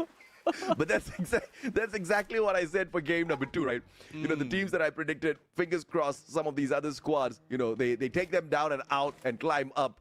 But you know, I was really hoping to see Meta Ninza and Nightmare Esports climb up the table, man. They just got burned down super early. That's unfortunate. It might be map specific. I mean, we know how it is. Bermuda, a lot of teams are familiar with it, and they can move differently compared to the other maps. But let's see though, GB, well, they have the momentum. They still have that motivation working for them. 4-man squad, and despite of the hit list on them, they have an idea where RGE is or Reckoning is. So if they spot on where at least one player from iQOO Reckoning, then they will take that advantage and go for the rush. But they need to be cautious right now. A few of those teams would be having their eyes, especially on those gunshots, and might be pulling them in onto the other side. But, well, iQOO Reckoning right now, a little bit too aggressive, and hopefully this doesn't turn around against them. Now, this is a tough one for sure. GB Esports, clearly see them there. Looking for the engagement. On screen, it's Rising Gods getting into a little bit of a fix here. Managing to find that knock for themselves. There's lots of chaos all around the battlefield. And KD God is almost got a headshot to his foot. But he managed to jump away. Although his feet were bleeding, but it's all right, man. That shows you the spirit of a fighter. Yeah, you know how it is. Like KD God, he does have a little bit of godly blessing, but let's see how can he do it against Kagendra. Now, blue UAV right now on a 1v1 up close and personal, a VSK gameplay coming from Kagendra. We've seen that before. We're going to see it once again, and it seems like God will be going down, or Kagendra will be going down, but he will also be taken down by Black from the other side. Oh my lord. GB stepping it up. 5 eliminations already. But Revenant Xspark looking to spark a battle between themselves as well as GB. But of course, Revival's going to be easy peasy with the vending machine straight in their hands. But outside the circle is of this point of time, GB Esports need to find a way to rotate on in. Redcliffe, on the other hand, about to fall off a mountain. As Avida looks for the chase, but they're just going to get that one elimination off of them.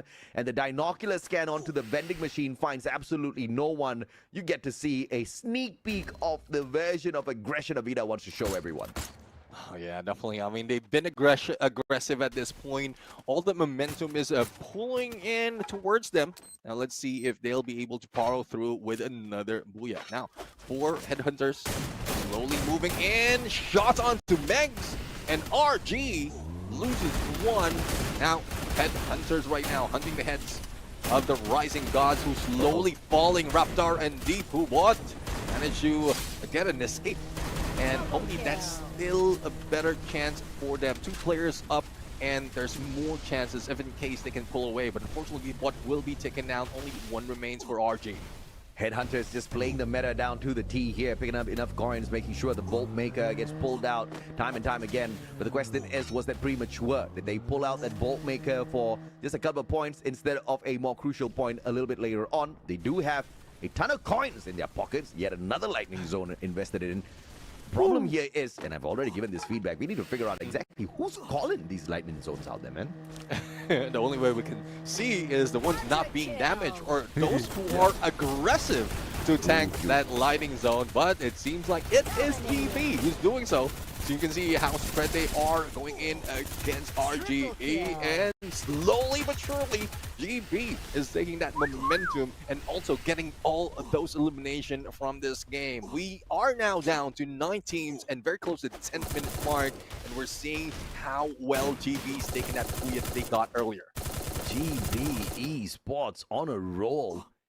And Revenant Xspark looking for that spark once again here. Lighting themselves up is a tad bit challenging here today. After the first 2 games, Revenant Xspark has not really managed to climb up the overall leaderboard. We started off the game with Revenant down in the 11th spot out of 12 teams with a total of 7 points in their hands. So it is great to see them pick up some solid ones here on this game number 3. Perhaps this will be the turnaround point for Revenant Xspark in this day 1 play. Let's see though, Revenant Xspark would need a lot more right here, but against GB, who is our elimination leader at this point, and Headhunters, well, we've seen them play it out quite well, but that 1-2-1 split might not work against a full squad who is regrouped right now. So unless X Divine will be able to go for a huge plank and find an opening against Broken, that's the only way that Arsh as well as Kunal can break through. But if that doesn't happen, they need to pull away, because losing 2 players in there might be very crucial, because it's also midway or a little bit late. There goes Speedy being tagged by the Cryo Mine, and here comes Headhunters for the push. Oh, this is a 2v4 push here from Arsh and Kunal, but thankfully they stay on that high ground on top of the roof here. GB very smartly sneaking on down, looking for that cover. Divine is going to be the one that clutch. Oh, Broken. You cannot fly out like that with the jump pad. This hits the glue walls. No, this is an unfortunate mess up here by squad GB, and Headhunters will not think twice to go in here to take advantage. Valiant dash through those glue walls, dropping them like flies. Headhunters just got gifted easy points by GB Esports. I cannot believe we just saw that happening. Yeah, I mean, bump from once when we thought that that could have fixed her on a follow-up, it wasn't, because of the pressure that Headhunters are already putting in. But Speedy still, as speedy as he is, moving away and giving that opportunity would be Revenant Xspark for them to disrupt Headhunters. So 6 elimination already. KD God will be taken down. A little bit of a lot of defreeze being thrown at them. That's slowing them down and also putting in a lot of damage, and that might be it for Revenant Xspark. Sahil and Black looking for the save here. Headhunters down on the ground. 2 players out of the equation. Divine on the outside. He's the sniper of the squad though. GB looking for a little bit of revenge. Can they find it for themselves? Kazir takes Divine down, and the revenge is executed perfectly. But off-screen Reflex still fighting their own reflexes a tad bit too slow for FFMAI as they get eliminated early once again. Oh, and speaking of GB, GB is back in play despite the losing Yakuza, and they're still putting so much a fight. And Revenant Xspark right now with 2 players in here on the 3rd floor that can be the next target of GB Esports. 16 elimination already, and I don't think there's any chance that they can bring back Yakuza. So they need to be cautious for the other teams who still are in play, but they can slowly move in against Wolfen. Well, Black, here comes Spitty, Drogon in hand, and a time turner does save the couple. 16 strong eliminations. Kazi leading the fray, and Speedy's speed through, dropping Black. What a row here from GB Esports. 18 eliminations, and they are catching up with the Thai squad Avida. Unbelievable repair in approach. Avida though, flying on in. Fangs looking for those open shots. GB can take advantage as well on the right-hand side of Avida. Oh, let's see. I mean, RG has lost one, the final player, and let's see if Fangs can be the distraction to give an opening against Avida, as well as for GB to take advantage. But Ashik right now, a little bit too stealthy, not even spotted by Broken onto the other side, but 4 teams around him, making him the 5th one that can be taken down if in case he will be spotted. But still, all preparation being done by GB from the edges of the circle. Look at GB Esports. Kazi Broken, Speedy, all splitting up. Kazi getting a double monster truck layout here in terms of defense. Broken could have possibly called that one for him, and he pulled one of his own in narrow. Cryo Mine sent out, does not take the health off of any of the players. That one goes a tad bit wild. Nobody marked as well. No mark as well, but it gives out information to RGE that Avida will be in there. So all they have to do is block out Fangs, and they have an open view on Avida. Otherwise, they will need to deal with Fangs from the compound, and that's where they will get into position for next phase of the circle. But I guess they plan to move away. Probably might be meeting up on GB unless they are focused more on Avida, and the backstab might ensue. RGE looking for some open shots. Avida just the point of focus for many of the squads here to remove from the equation. Kazi Sir, beautiful knock on to Pablo. The SPD doing its job, and now the Riptide Rhythm might just be needed to break the defenses off Avida here. A narrow could help in this situation to stop those extra glue walls being erected, but they still do have the boulder. And Avida looking for the rotation round, using the terrain to their advantage. And instead of going in for the attack, they still choose to hunker down on their defense. And this becomes a challenge as Fangs lose it down on the ground, gets the beautiful connection. Kazi from the back, getting those knocks. Avida about to be toast as all of these squads gang up on that. The final boss is now being hunted by 3 teams, and let's see if Avida will be taken down. This gives more advantage for GB for another Booyah. There goes Fangs for a takedown, but GB still not out of the woods just yet. A full squad from Fangs as well as RGE, but slowly moving down, slowly dwindling down, and GB might be able to get it once again. Yeah, M79 for the victory, baby, and GB. 21 eliminations already. Looking to overtake Avida on the #1 spot as well. Can they get the impossible done? Back-to-back Booyah here as well on the opening day. Just before I take a little bit of a break, Speedy's now moving straight in, but goes so. Oh, run straight in. Valiant dash into the monster truck. Hops on in, but no miraculous play for him as broken. Connects with the final shot and a back-to-back Booyah for GB Esports. Oh, definitely living up to the name right now of a good Booyah once again. GB Esports, they were passive from the beginning, don't understand how to get good position. Despite of even being pressure from Avida and not a full squad, they just slowly move in. You did mention about that spread that they put in, just to make sure that they will not be taken out in one shot and then regroup in that final moment for the amazing Booyah. Oh yeah, man. I mean, for GB to overtake the squad of Avida, obviously they need massive number of eliminations on their side. And with Avida not really able to go local in this matchup, I think that was a huge blessing for GB Esports. And Nepal is not letting us down. Nepal is showing us that they are here to stand as tall as ever. And it looks like they might just be able to shock the world if they can keep this up, baby. Booyah for GB Esports once again, and not just a simple one, but a back-to-back and massive on the elimination numbers here within game number 3. But the bigger question still is, did GB Esports manage to overtake Avida XKDC on that #1 spot with this phenomenal performance? I can't wait to see the overall leaderboard. Oh, definitely.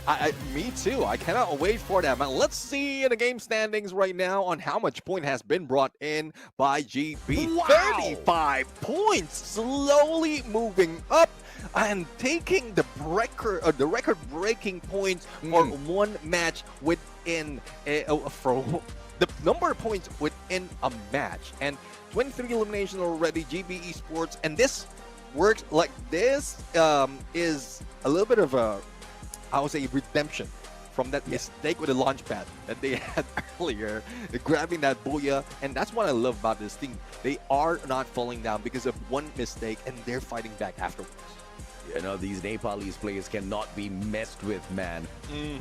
They rise up even taller than the Himalayas, and this is a testament to how far they can go in the competition, and they are not messing around with small squads. You know, you've got big hard hitters out there. Avida XKDC, Kagendra, Headhunters, none of them could match up to what GB Esports pulled off this time round. And it looks like GB might have done just enough to overtake Avida XKDC. But if I'm not mistaken, we only get the overall leaderboard after matches 2, 4, and 6. So we will not be able to confirm that for the time being. But I am very, very sure later on when we head on into game number 4, even in game itself, we should be able to see the update of the leaderboard. And GB Esports, something is telling me they've managed to get this done already. But I'm a little nervous. Can they keep it up? Because obviously Avida is not going to take this one lying down. They're going to wake up as well. Yeah, definitely. I mean, similar to what they've done with Kagendra, it seems like GB has a target on their back right now. But let's not take it away from Fangs right here. A little bit of highlight for this team on second. 21 points were in the first few games. They didn't put in that much.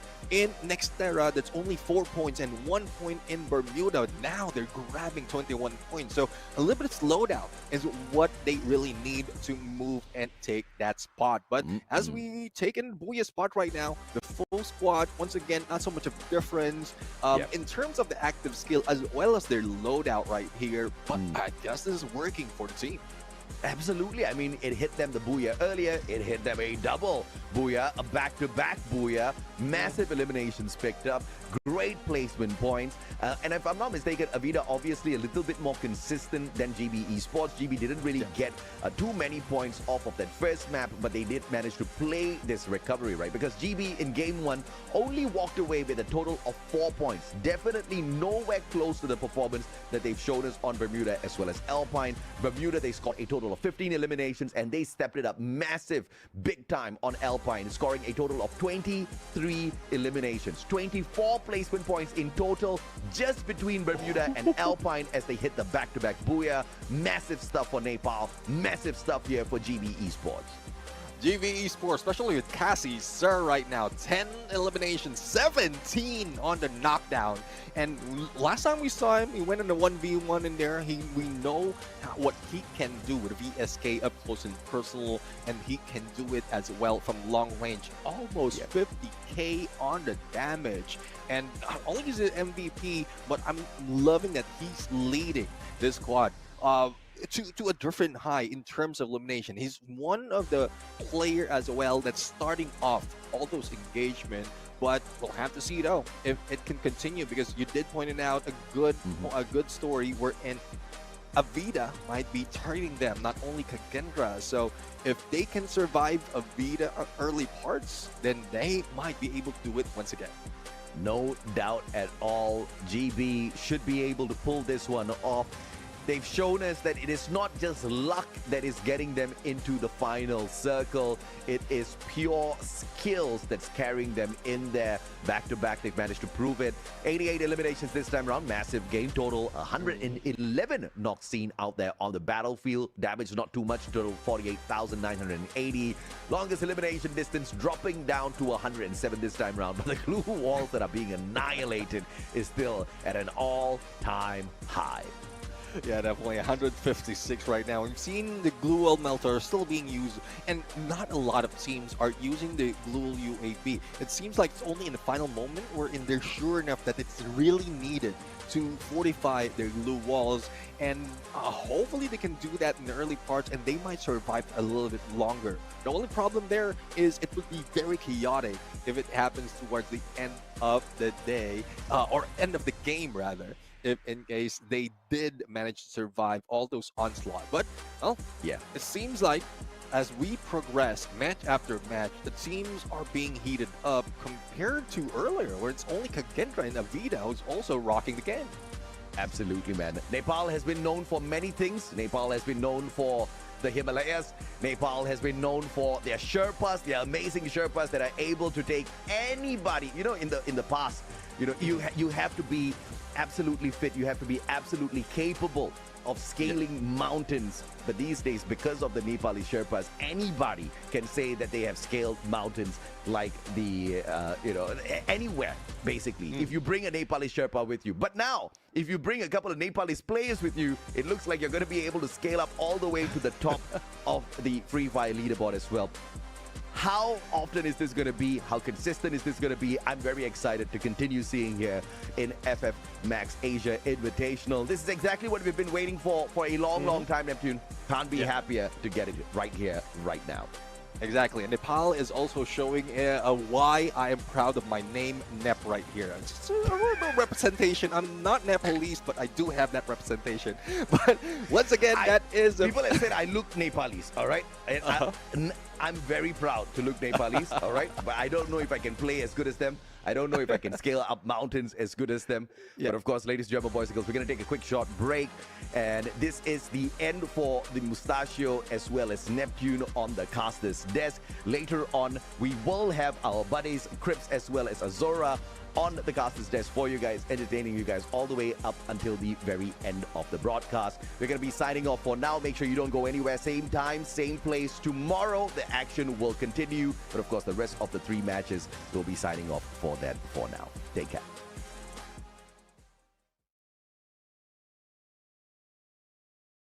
For the Free Fire World Series Global Finals 2025. The biggest Free Fire event in Free Fire Esports of the year.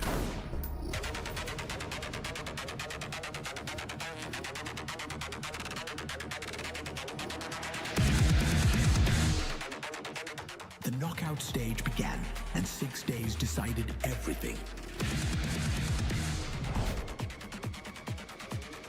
Best teams crushed doubts, First blood. while 6 teams were crushed by pressure and eliminated early instead. Triple kill.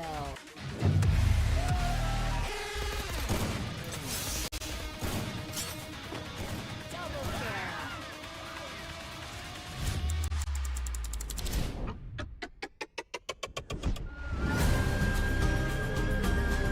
Fans from every corner of Indonesia traveled to witness an epic finale to the team's journey in Jakarta's Indonesia Arena, the nation's largest esports venue. 100,000s of fans, lights, music, fire, energy, all building up toward the biggest show Free Fire has ever put on.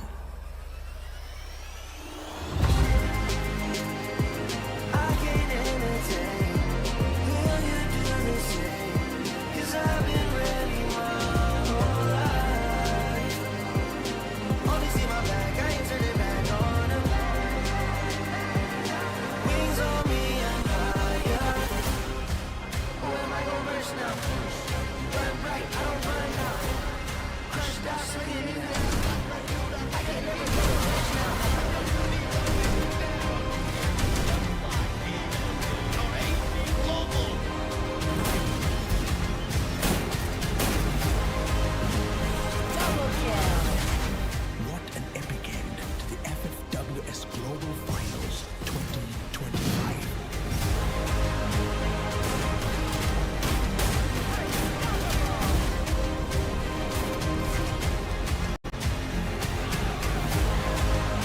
Congratulations to our world champions, Booyah United Esports.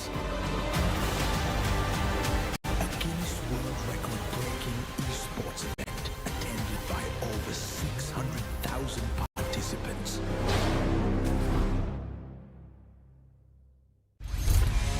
Welcome to Booyah. All access. This is the Pros Masterclass. Nero, a deep dive into his strengths, abilities, and why he's shaping the way pros play right now. Next, let's break down some high-level pro plays from FFWS 2025. iQOO Kazoo took the launch pad and a free target for Esports as they soared through the sky. iQOO Abe got knocked the moment he landed. From far, Nero's skill to stop iQOO Kazoo from instant blue walling and get a resurrection on iQOO Abe. Nero's skill also disables Joseph ability, allowing detection skills like Moko's to become more effective. iQOO Kazoo had to spend more time breaking Nero's plushie before they could safely resurrect. The damage from Nero's plushie continues to tick down their HP. Esports uses this window to close in on iQOO Kazoo. With iQOO Kazoo's HP not full, Esports comes in for the cleanup. Meta shifts, tactical zoning, and anti-glue control, Nero brings a whole new layer of strategy to every fight. At this moment, Esports uses Nero's skill first to break through the enemy's defense, powered by Joseph, then activates a 124 skill to disable the opponent's active abilities. However, Joseph can counter a 124's effect and protect himself from it. That's a wrap on our Nero breakdown. The plushie, the pressure, and the plays that define this meta. Is Nero your must-pick, or just overhyped?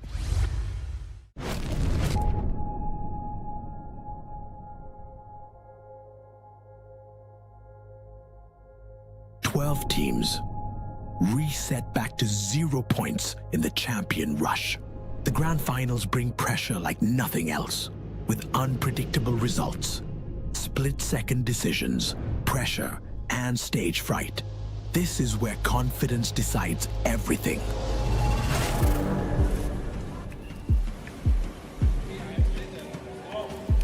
ทุกชั่วโมงทุกอย่างที่เราซ้อมกันมาถึงวันนี้ทุกอย่างที่เราเสียสละการเปลี่ยนแปลงที่เราปรับและชูเรามาถึงจุดนี้ได้เนาะ Só ganha essa quem dá o Booyah, mano. Então não vamos deixar ninguém ganhar e ninguém tirar esse Booyah de nós.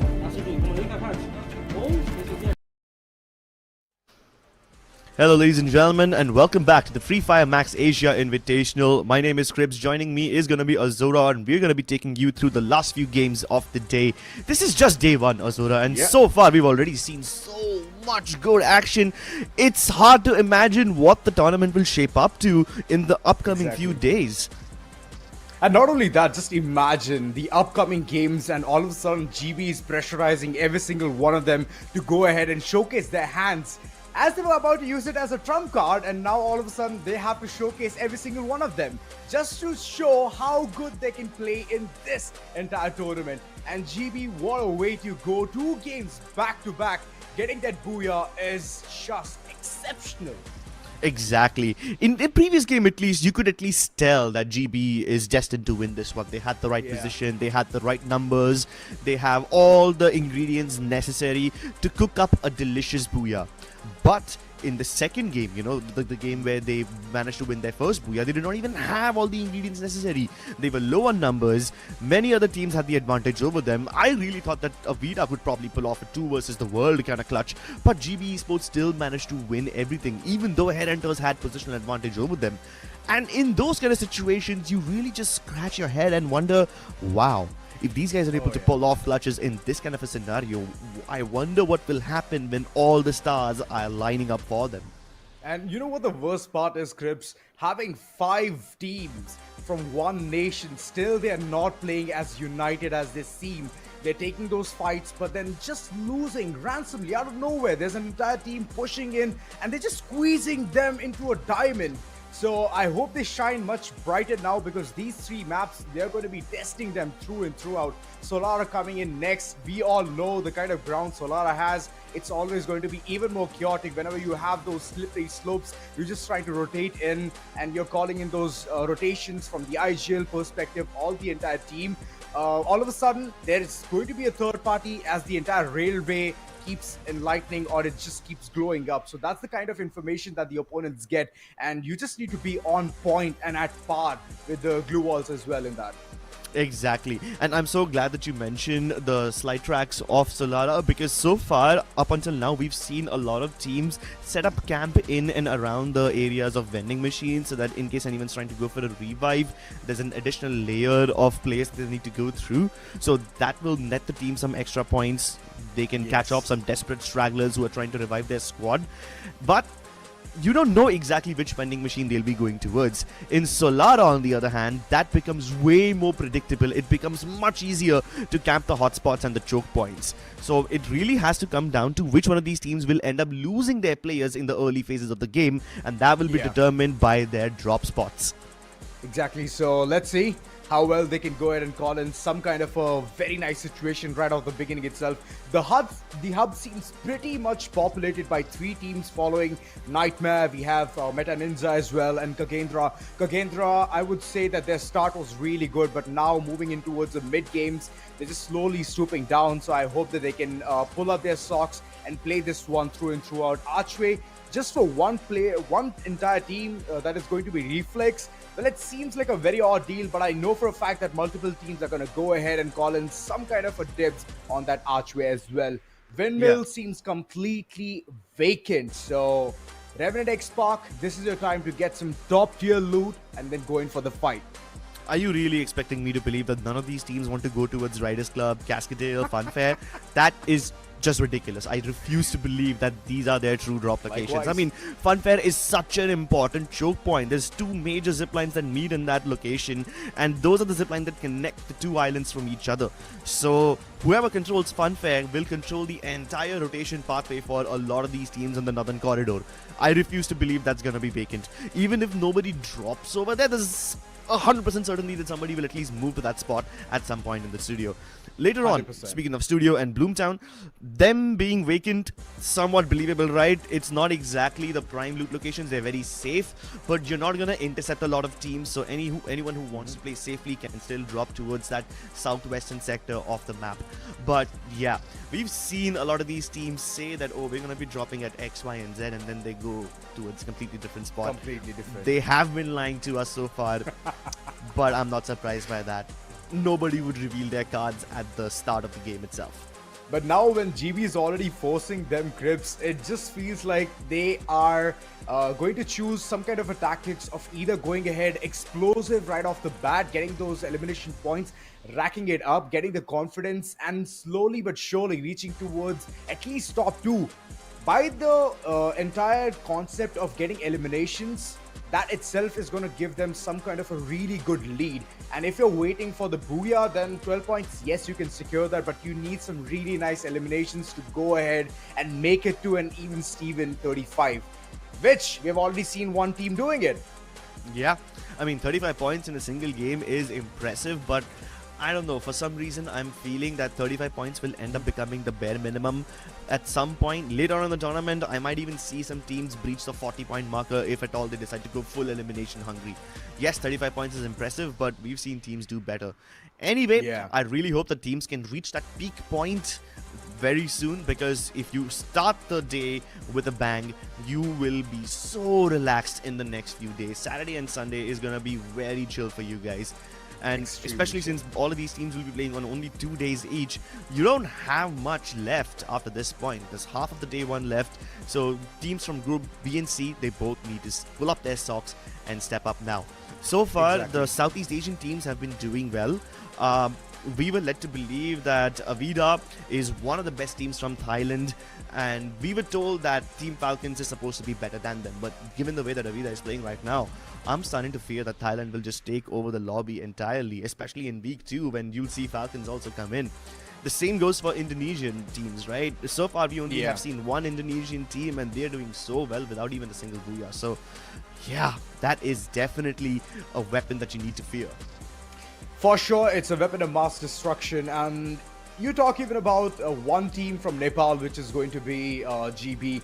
Well, the way they've already figured out the entire lobby, I know it took them some time, but from the second game onwards, they have just made sure to get those Booyahs left, back, and center. So that's really amazing. And now comes a point where we are going to predict our own teams, our top 3. You guys can predict in the chat as well, and mine just goes right here.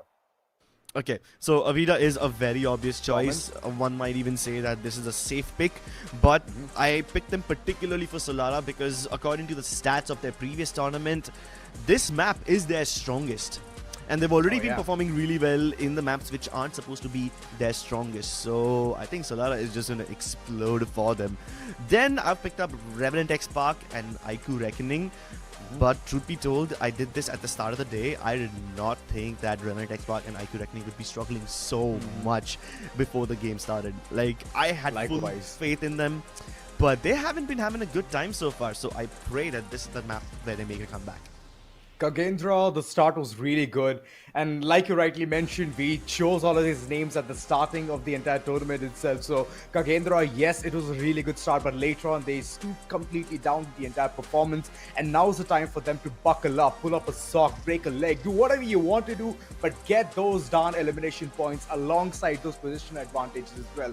Like we already usually mentioned, that you need to have the perfect combination, the harmony of yin and yang. Yin being your position advantage and yang being your eliminations.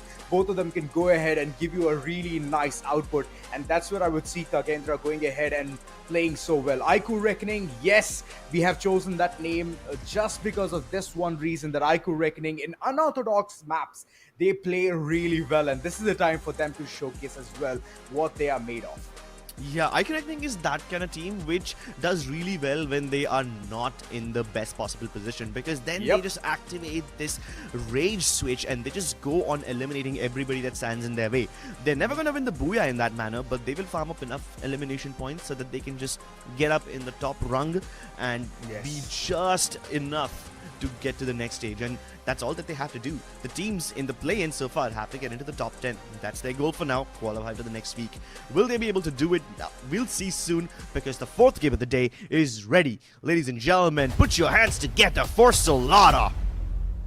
Solara, a map which is gonna make teams go ahead and realize that whatever mistakes they've been making so far, it's all going to be backed right in here. You need to give in your 100% in order to get those elimination points. And I can see right off the bat, Delta Isle, this is one of the places where I can see Avida head towards. But wait a second, there is a detour from their end as well. And that one spot, which is going to cause a lot of chaos, Meta Ninja against Kagendra. This is the fight that we all would love to see.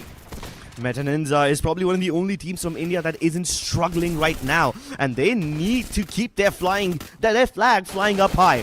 Kagendra, on the other hand, have been touted as the tournament winners, one of the potentially strongest teams, but so far, Fire is handling everything by himself, getting 2 eliminations to his name. Ginotra, he thought he was sneaky, but he's been discovered. He's trying to break their ankles, drops down, tries to get the elevation again. Oh boy. This is just the start. Ginotra, well, he's still on the ground. He's being recalled. Yes, the entire team will group up. They're not at the verge of elimination just yet. But Kagendra, what a good initiation. And there you go, Meta Ninja. They're back with all the 4 players. Vincent on the other end. We need to see him shine. This man has been doing a really good job being the sniper. And I know for a fact that the revenge storyline has just begun. And Revenant Xspark, they're on the other end, just trying to call in shots against Team Reflex. So let's see what happens there. Revenant Xspark and Reflex, both of them have been low-key struggling so far. So this is going to be a very important fight for them. Poor Takla gets caught alone, feeds another point to Revenant Xspark, and right now every single point to them matters quite a lot. The lightning zone doesn't seem to bother them all that much. That's also because nobody else is near them. But what did I say, Azura? Some of these teams are lying about their drop spots. Here they are in Bloomtown when we were promised that nobody would be present over here. Revenant Xspark, though, now need to worry about someone else. Nobody else on their radar for now, but Avida have Reckoning in front of them. Vota already down. Pablo will finish him off. And sure, they've lost Avan, but there's a vending machine right around the corner. They can obviously get the res on him, so no need to worry just yet. Meta Ninja, on the other hand, they were struggling quite a lot, but one more knock secured by them, and with enough coins, they managed to revive all their fallen members, and they're down on the ground. So Meta Ninja also have stabilized for the time being.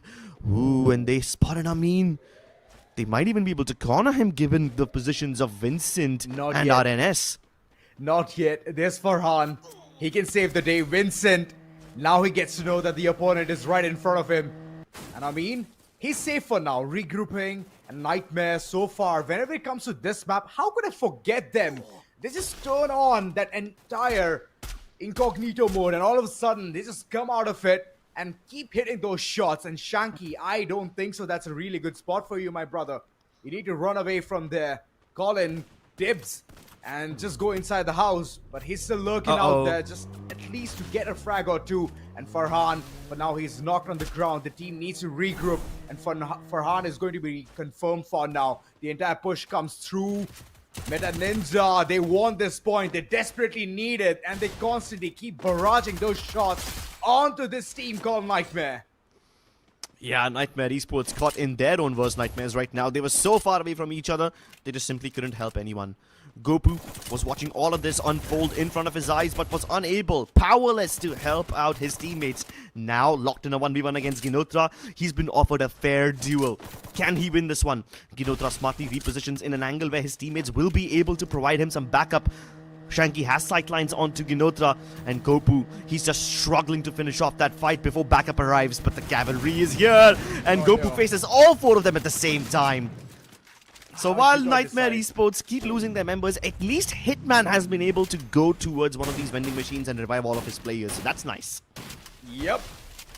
Well, Kagendra, they're on to their own shenanigans, at least getting a frag or 2. 5 total eliminations. They look very strong. Make that a 6. And the Rushers, they're just constantly hammering the opponents. It doesn't matter where they are, it doesn't matter which side they're on. They're gonna search, hunt, and then get those elimination points. Sahil, I see him, he's still lurking in the shadows, but soon he's going to be found as well. There you go, Danacle is being utilized, but there's an entire fight going on, which is on a standstill for now, as we can see in TV Tower. 3 teams are gonna go toe-to-toe against each other. 3-way Mexican standoff, and I just love what's happening here. TV Tower has 3 buildings, and one of these buildings has been occupied by 2 teams. Headhunters occupy the first floor, RG right under them. Redcliffe want to keep their positions a little secret for now because they're just on the outskirts of TV Tower. But they all seem to be disengaging, which is the wiser choice. It's gonna turn into a battle of patience. Any team that peeks out first and rushes the other one will invite the third party. And Headhunters certainly don't want to be third party right now. So they're gonna make the wise call and get out of there.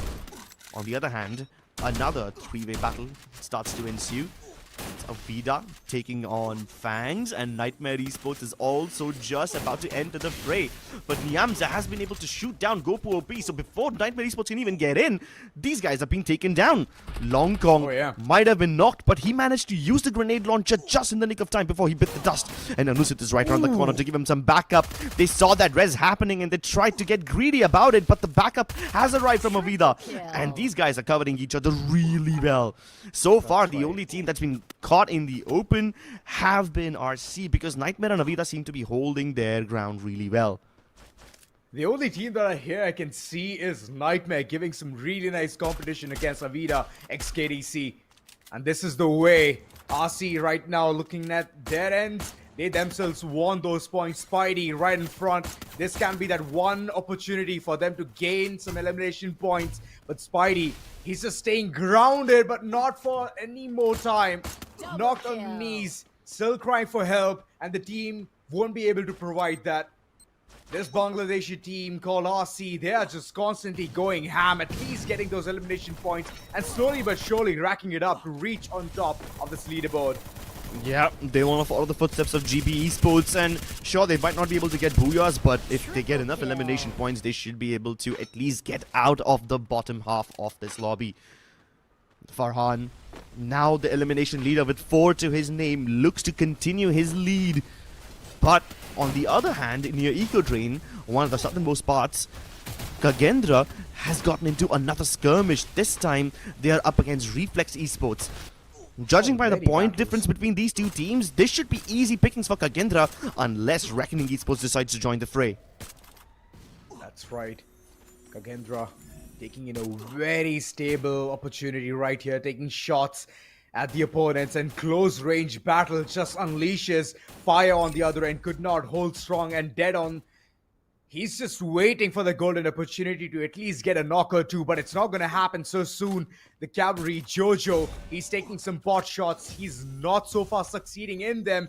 And look at the way iQOO Reckoning is just buckling up. They're just sticking close in order to go ahead for those revives as well. On the other end, dead. He's trying to run away, retreat, hit that bottle.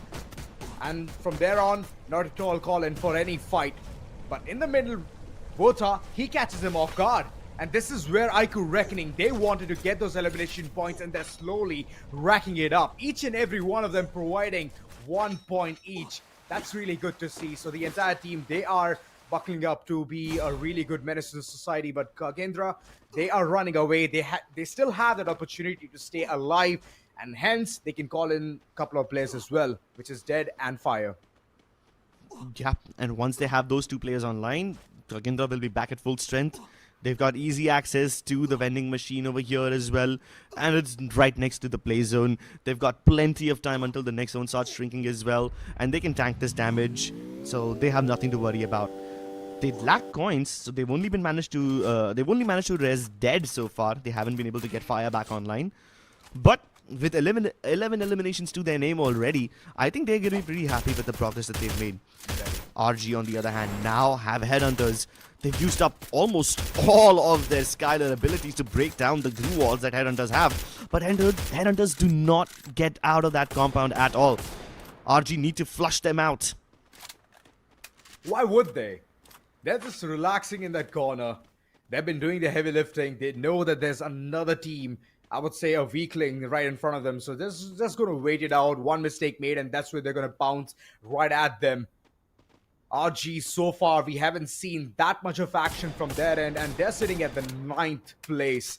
So might as well buckle up, might as well showcase why you're very much feared in the Nepalese section. So that's where I would say the shots are going to be hitting right on point. Avida, XKDC, they are wanting to get more blood on their hands drawn without a single sight of redemption. This team is just flourishing so hard. And wait, there's still a couple of players remaining. RC,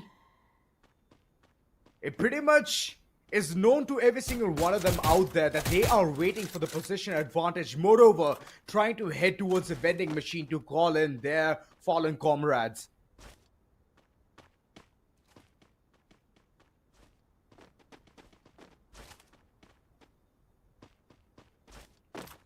So far, the battle for real estate is in full swing. Meta Ninza, GB, Headhunters, and Nightmare Esports are already somewhat in the circle, and all the other teams are trying to fly in there. You can see that Fangs were just trying to use the launchers and get inside, but they might be intercepted, and just as I said, they lost Spidey.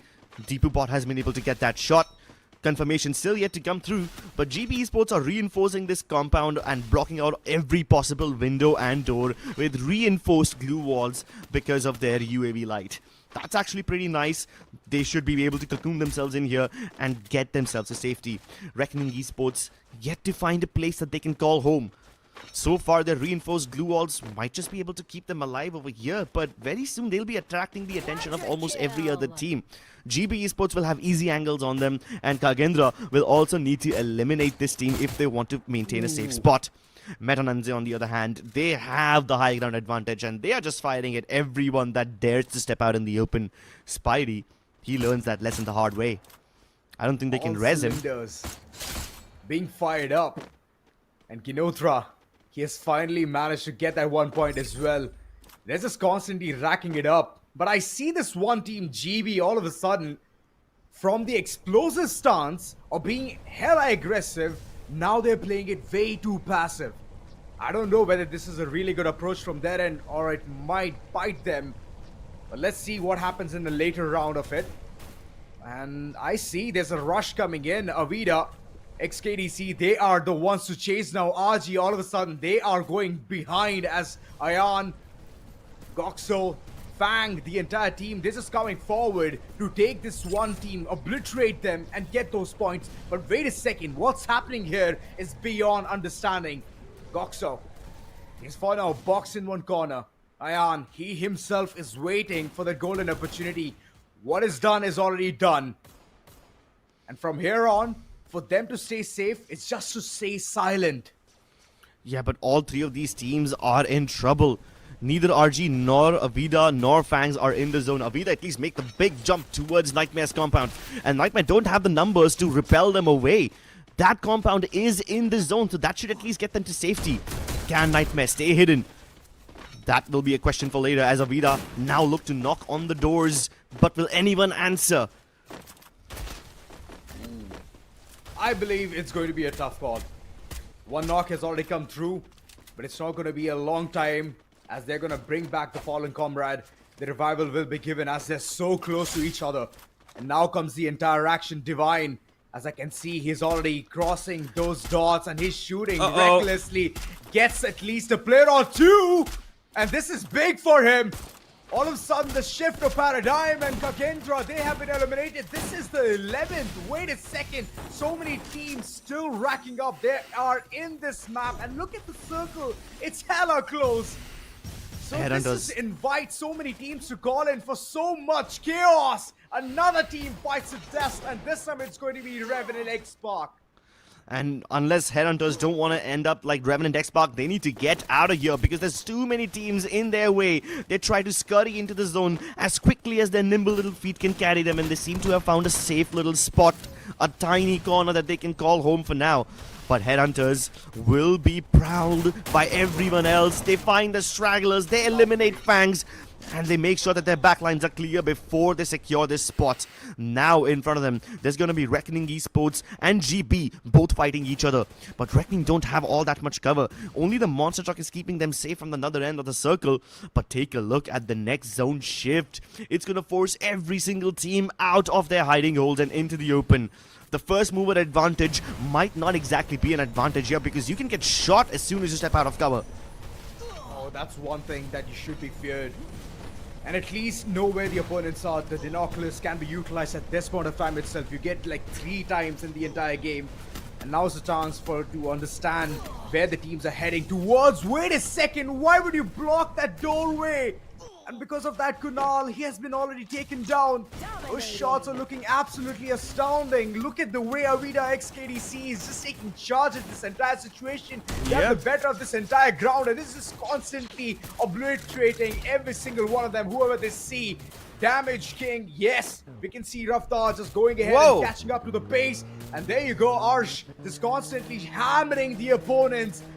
One by one, every single team is fighting down to the last bullet. But there's one team who's standing tall. That is going to be Meta Ninjas with their meta just constantly being there, getting those frag points, getting those eliminations, and they are looking 11 frags strong. Yeah, they had the best zone in the game at a point. But now they will be forced to leave this compound very soon. Before they exit this hard cover area, they are trying to farm up as many elimination points as possible. And they are targeting everybody. Whether it's Headhunters, whether it's RG, whether it's GB. They are focusing on every single one. The only team that really poses a threat to Meta Ninja right now is going to be Avida Esports, because Avida have already used the mini launchpad to get inside the zone. And they are now taking control of this side of the road. Meta Ninja on one side, GB on the other. They both try to race into the zone, but Avida have to hold all of them back. It's a 3-way battle, and all 4 of these players on every single team is alive. That's right, but Vincent in the middle of rotation, he's been taken care of. But wait a second, there's some really good pot shots being taken by Avida XKDC itself, and this itself is going to make GB fear them the most. They're at the disadvantage. They're completely at the slope, and that's where Avida is just going to keep hammering them unless they call in that give up button. But wait a second, Tawan, he's already spotted with those jumps of his. Where the rotation has been called in, Meta Ninja, they won't be able to understand what's happening. But wait a second, look at the amount of glue walls that has already been utilized. This is just going to euthanize the entire team. Wait. Now comes the entire charge, and Avida, they want to take a battle against GB. Okay, this is big. Calculated risk. Calculated risk. They know that they can't rush the position of Meta Ninja, so they decide to break down the weaker team. GB under full assault right now. Kazi Sir managing to hold his own, and he gets a double knock. But Long Kong and Pablo strike in return, and now Meta Ninja pour into this. They are adding more fuel to the fire. They want to set this lobby ablaze, and Shanky from above is trying to hammer everybody down in this massive cocoon of glue walls. Pablo and Anusa try to get the reses on everyone, and the triple Tiva setup gets every single player of Avida back online. It's now a 3v4. Kinotro and RNS drop down. Pablo already struggling so much. Tawan right next to him trying to get the shotguns to connect, but Anusit is already down. RNS has to turn around. Kinotro with one more shot. Shanky with a double. They are on fire. And Meta Ninja, they establish the meta as their own, and they claim the Booyah for themselves. Finally, it took them at least 3 maps to understand what needs to be done, how to hit the opponents where it hurts the most. And this is the way they respond with style. With just 3 people surviving, Vincent was long gone. Ginotra, RNS, Shanky, these 3 players just made it. They got that Booyah, and from here on, I believe that they're going to be unstoppable. Stopping a force like Avida XKDC, that is huge. Very well timed attack by Meta Ninja over here. Avida decided to take a calculated risk. They had 2 options. You either rush down GB or you rush down Meta Ninja. They thought that they have the numbers advantage over GB, so they pounce on that fight and they try to take down GB as quickly as possible. And credit where it's due, Avida did a wonderful job. They have a lot of eliminations to their name. But unfortunately, they did not account that Meta Ninja would leave their advantageous position to pounce upon them and secure this Booyah for themselves. Avida really made this one count. Their revives were so fast. There was a point when they managed to get all 4 of their players back upon their feet, and that would have been ridiculous because then Avida have the advantage. Meta Ninja have already lost one. It's a 3v4, and then Meta Ninja pull off the impossible. Exactly. And I would say, even though they thought that Meta Ninja do not pose any threat to them, the way they just came out of that entire shadow situation, my oh my, what a treat to the eye. And I believe from now on, Avida x KDC, they're gonna take charge at the opponents who are already like a man, one man weak, and then later on go towards the ones who are already 4-man strong. So that's a lesson learned the hard way. But overall, this was a lovely, lovely game. 31 total points.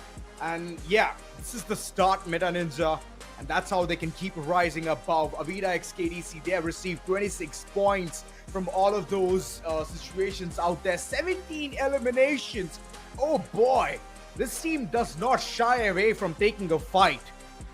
Oh, definitely not. Avida, I must say that even though they've secured the second position right now, they are the ones who got more eliminations, which were difficult. They established their presence in the 5th circle itself. They held that compound, and because they are like one of the only teams who don't need to abandon that compound and move anywhere else, they are free to shoot at anyone and everyone. It's like bringing a fat kid to the buffet. They can take their pick, they can shoot whoever they want. So they've got the privilege of doing so.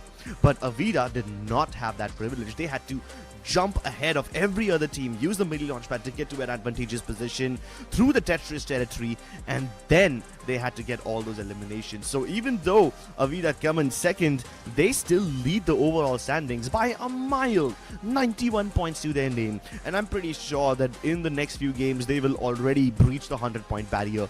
GB Esports, while this game isn't exactly in their favor, they still command the second spot, and there is a massive gap between them and the third place team, Meta Ninja. Oh yeah. And you know, I'm very surprised that Meta Ninja, they've taken a leap of faith. They were sitting at like what, the 6th spot, and all of a sudden getting that Booyah has given them a really good lead. I would say keep up with the pace, but there's Kagendra right behind them. No Booyahs, but still look at the way they are just 1 point shy from Meta Ninja. So that's one of the teams that Meta Ninja needs to fear. Moreover, GB Esports, as you can see, they're already sitting at the sweet spot. Nobody to give them the kind of challenge. The only team that they can go ahead and take down is Avida x KDC, and that's going to be their goal in the next following map. Purgatory is going to be super important. Most of the teams love to go ahead and enjoy that map. So that's going to be another talk of the town. And now talking about the entire team, you can look at the statistics, the way they have performed, having every single box checked, having the Grenadier, having even the support character alongside the one who can snipe out, which is Vincent, and Shanky being the rusher. These 4 players have just showcased how well they can team up together and give the team the kind of result that they need. There hasn't been much changes in their team composition since FFMAI. Shanky was acting as a rusher even when he was a part of Total Gaming Esports, and he's still continuing the same role over here. Same goes for RNS. He's playing the lovely support character. He's got PY equip, but he can also rush, so he can be there at every single spot at once, being able to provide cover to his teammates. Vincent, still the sharpshooter that he was in FFMAI. So even though this team has gone through a bunch of roster changes, the core competence of this team, the comfort role of this team still is the same. They are still playing the roles that they were comfortable at, and that is exactly why these guys can shine when everybody else is struggling to stay afloat. I would say they're definitely fueling your fire. I love the way the initiations are coming in. And moreover, if you talk about the way the entire game has been summarized, let's just go ahead and look at the statistics as well. Total damage for sure has increased leaps and bounds, 66,119. God damn, that I believe is a record. And you can look at the eliminations as well. The amount of knocks coming through is just pouring down, and the teams are instantly getting that fellow member revived as well. So that's another relief. But that relief soon turned into a nightmare when we saw the final battle. I'm still baffled by the longest elimination distance being 239 meters. That is the highest so far, at least for today. And this is just day one, Azora. I can't even imagine what kind of shots that we will get to see as the tournament progresses. 102 total eliminations with 134 knocks. That shows you exactly how deadly this particular game was, especially in Solara, because a lot of these teams tend to get third-partied very early on.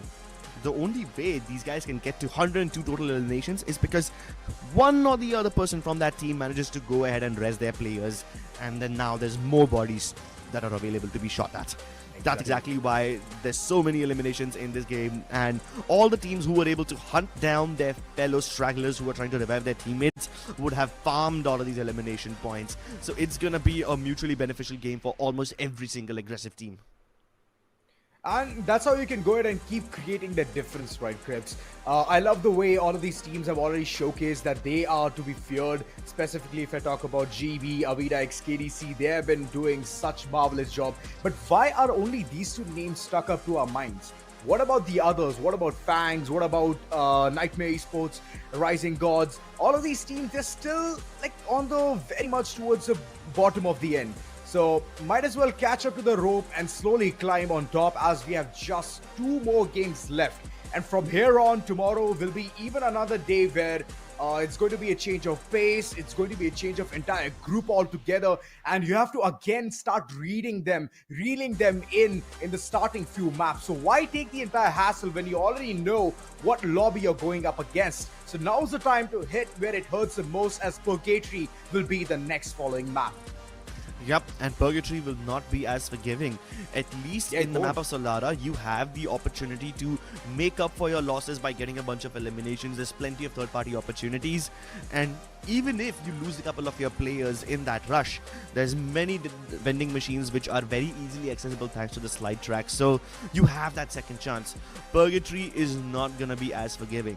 The amount of open space in that area will mean that the teams will have to use their UAV lights very carefully. You can't just waste it at the start and then not have your glue walls reinforced when you need them the most. So resource management will become a lot more important. Making sure that you have vending machine access is also going to be important, because it's difficult to get from one machine to the other in a map like this. Yeah, and not only that, most of the places I would say, like, here's the analysis, right? Most of the teams are just trying to understand what kind of drop spots teams are going to head towards. We have Moat House, that's one of the islands where you can at least head towards and get your following weaponry. We have even Crossroads, we have Marble Works, we have Query, Golf Course. All of these places, it just rings a lot of warning signs, scripts. And with those warning signs, I don't know whether it's going to be a green flag or a red flag for you to enter towards those no man's zones and then call in your shots. And just imagine the opponents are also having a similar kind of mindset that they want to head towards that specific spot and then call in some shenanigans. So all of a sudden, you're caught off guard, you don't know what to do, and the entire place is a mess. Finally, we are here towards the preferred drop spots where we can see Moat House is heavily contested. Alright, Red Cliff alongside GB, both of them heading towards a similar spot. I don't buy it that much, but I would definitely understand. It's like a blueprint for all of us to know where teams can potentially head towards to take a fight. And I am not surprised by the fact that there's 3 teams in Brasilia. I know that all of these teams know how to drop into Brasilia and walk out with all their members alive. We've seen iQOO Reckoning do that a lot. They were heavily contesting Brasilia, especially against another team called 1+ God's Reign during the FFMAI, and they would either avoid fights or get away with 2-3 eliminations while keeping their players alive, and that's a very important skill to have in a map like Purgatory. You need those numbers in the end zones. But Avida have a lot of room for themselves. They're going to be dropping near Mount Villa, but they've got Golf Course, Quarry, Marbleworks, all of it available for themselves. At least on paper. At least so far in the preferred drop spot. Now, if some team decides to not stick to their preferred drop spots and take that Western Island and give Avida a run for their money, that would be a brave choice, because you're going to be taking on the top dogs of the lobby head on. Yeah. And here's another thing, right? I mean, just imagine Brasilia being one of the places where most of the teams are going to enter towards. And I would say that, yes, that's the kind of instincts every team has at this point of time. They've played this game for so long that they know how the entire zone keeps shifting.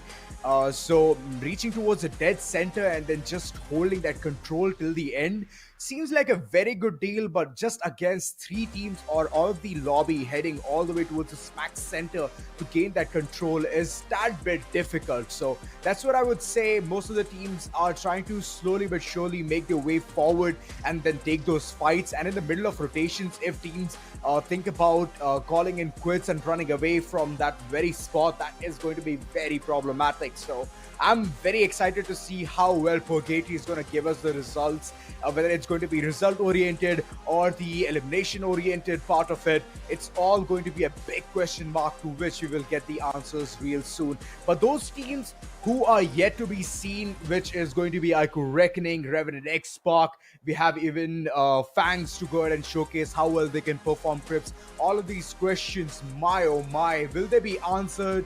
Will it be a new team altogether to go ahead and claim that Booyah? Who knows? Yeah, Purgatory has always been the most difficult map to predict, honestly, because not only do you have to be wary of the early game clashes, you also need to make sure that if at all you manage to survive those early game clashes, you don't get picked off by many of those vultures who are looking to prey upon these weakened targets. And there's very few vending machines in this entire map, right? And all of them are so far apart from each other. You either need to get there in a vehicle or make sure that nobody else is looking at you, both of which are very difficult. Like, it's so easy to attract attention towards yourselves in Purgatory, and all of these teams will always be reluctant to push a compound unless they have like 2 or 3 knocks. They are going to be super reluctant to do so. So everyone who's been running the triple Thiva composition, these guys will have quite a good time. Because even if they lose a couple of their players, they can just get them back up and they will be ready to fight before the full send from your opponent team is ready. Now, one thing that all of them will have to be taking into account is when to use their Nero abilities and their bolt makers, because that is the easiest way to flush your opponents out of cover. And the only thing you need to make sure that you have in store with you is your UAV light, because glue walls, yeah, sure, they are the only way you can cover yourselves in an open map like this, but if your UAV light is broken, all those glue walls can be broken. So that's exactly why it's very difficult to predict the winners in this map, because it's not just about the firepower but also about resource management. Yeah, and talking about that, we have Meta Ninja both in our predictions. And I hope you guys have also predicted yours in the chat section. I have Fangs, of course. Fangs, they're yet to showcase. Here's the thing. Just letting you guys know yet again, this was at the start of the entire tournament. Even it began. And Fangs, well, who knew? They're going to be one of the teams who will slowly but surely showcase how well they can perform. Purgatory is one of the places where people get purged to the point where they can never get back up. But here's the thing, right? When Fire MAX gives you the opportunity in your hand that you can go ahead and keep reviving your fallen comrades, that's one of the places where you can go ahead and keep capitalizing. But Crips, I would love to hear from your end the kind of plays that you can see in this following game. I honestly feel like the kind of plays we will see in Purgatory will be very different from the ones we saw in Solara. Like, you saw how Meta Ninja managed to capture that one compound and then use it to farm eliminations left, right and center. That's only possible because all these other teams have tiny spaces of cover to work with, and they can either try to focus on keeping themselves alive, or all of them combine their attention, focus on Meta Ninja and take down their compound. That is going to happen in Purgatory because there's not many places to keep yourselves alive, right? If a team manages to capture the central compound or the god compound in the last few circles, ideally in any other map, they would have been able to farm eliminations from there. But in a map like Purgatory, because everybody wants that one tiny piece of real estate, they're going to get rushed very, very quickly. So let's see what happens in this map, because we are ready to get into Purgatory once again. Meta Ninja managed to get the Booyah in the previous game, and despite being a team that has gone through many roster changes, they stick to their comfort spots, they stick to their comfort roles, and they manage to get the advantage. Can the other teams keep up with them? Because there's been quite a lot of changes, especially even in teams like Fangs, even in teams like GB Esports. They managed to get 2 Booyahs in this day, but it doesn't look like they're a team who has recently gone through a bunch of roster changes. But let's see. Now looking at that one spot, Brasilia. Many teams have already locked their horns, and Headhunters, they're just waiting for the golden opportunity to at least get an elimination or two. And that's right, the fight has already begun. Kagendra against Fangs. Fangs, so far, one player already has been knocked, and Ayan is nowhere to be found to be backed up from any of his teammates. The second one bites the dust as well. No more Spidey sense tingling right there as Kagendra, they make sure to get those 2 points right off the bat. Even Revenant Xspark are not leaving anything to chance. They're taking down Reflex Esports as quickly as they possibly can. Sahil with the double elimination. That's a good start for Revenant Xspark. They also desperately need some points because the team that they just got their frags on is the only team that's below them in terms of overall points. The others? Alright, Speedies. He did come forward. The entire place under complete lockdown. GB, they wanted to make even more points and at least reach towards the tippy top. They've fallen shy by 9 points, and now's the time for them to go ahead and call in some more points in their pocket. But I don't think so, KD God. That's a really good situation for you. Goes in willy-nilly, wants to take charge, at least get a knock or two, and he manages to get one. KD God with that Uzi just going ham, gets the second one as well. This is insane coming in from his end. That's the best possible use of the Tatsuya dash. What a brilliant way to reposition. You pre-fire an enemy from the left-hand side, take him down, and before his teammate can trail you, you dash onto the right, pre-fire into the door. Without even seeing your enemy first, you just believe your information. You know where your opponent will be, and that pre-fire helps him get both those eliminations. Very, very well executed from KD God. Kunal also trying to deal with fire, and he's managed to extinguish this fire. Where are the trades? Where are the rest of members of Kagendra? They're not close enough to provide backup. Oh, that's right. Divide and conquer. Headhunters. So far, they're not at all heading towards the wrong direction. They want those points and they know who to go ahead and seize it from. Dead, Jojo, both of them banding together. But will this band succeed in getting those pushes on point? Raz on the other end, he's way too low on his HP, instantly needs to heal. So that's a really good situation for Headhunters to go ahead and dissect this fight. And while Headhunters might be dissecting them, they also try to reposition. This mid-air adventure, this mid-air maneuver will probably lead to a crash landing. And now Fire, he wants his revenge. He wants to get back at Headhunters for what they did to him. And now they've already gotten rid of one of the members of Headhunters, so it's a 3v4. Fire tries to go inside. Kunal trying to break his ankle. The jump shot works, and the Mag 7 helps him get another elimination. Fire down for the second time in a matter of seconds.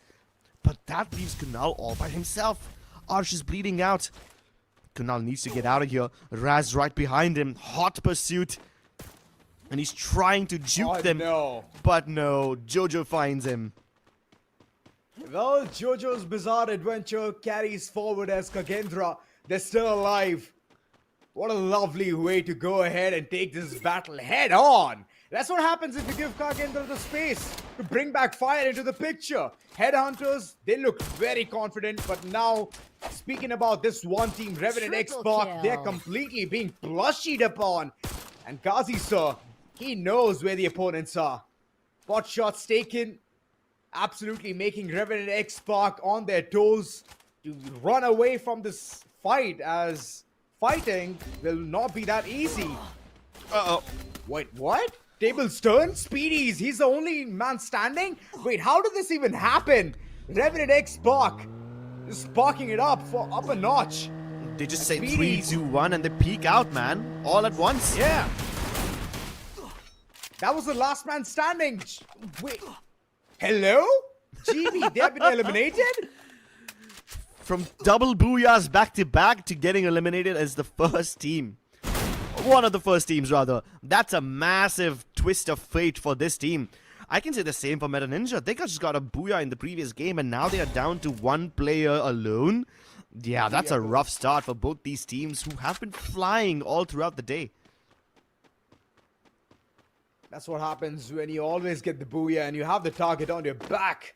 I would say that as a Booyah cause, but I believe that's going way too far. But yeah, locking horns is these two teams going ahead, giving each other's locations.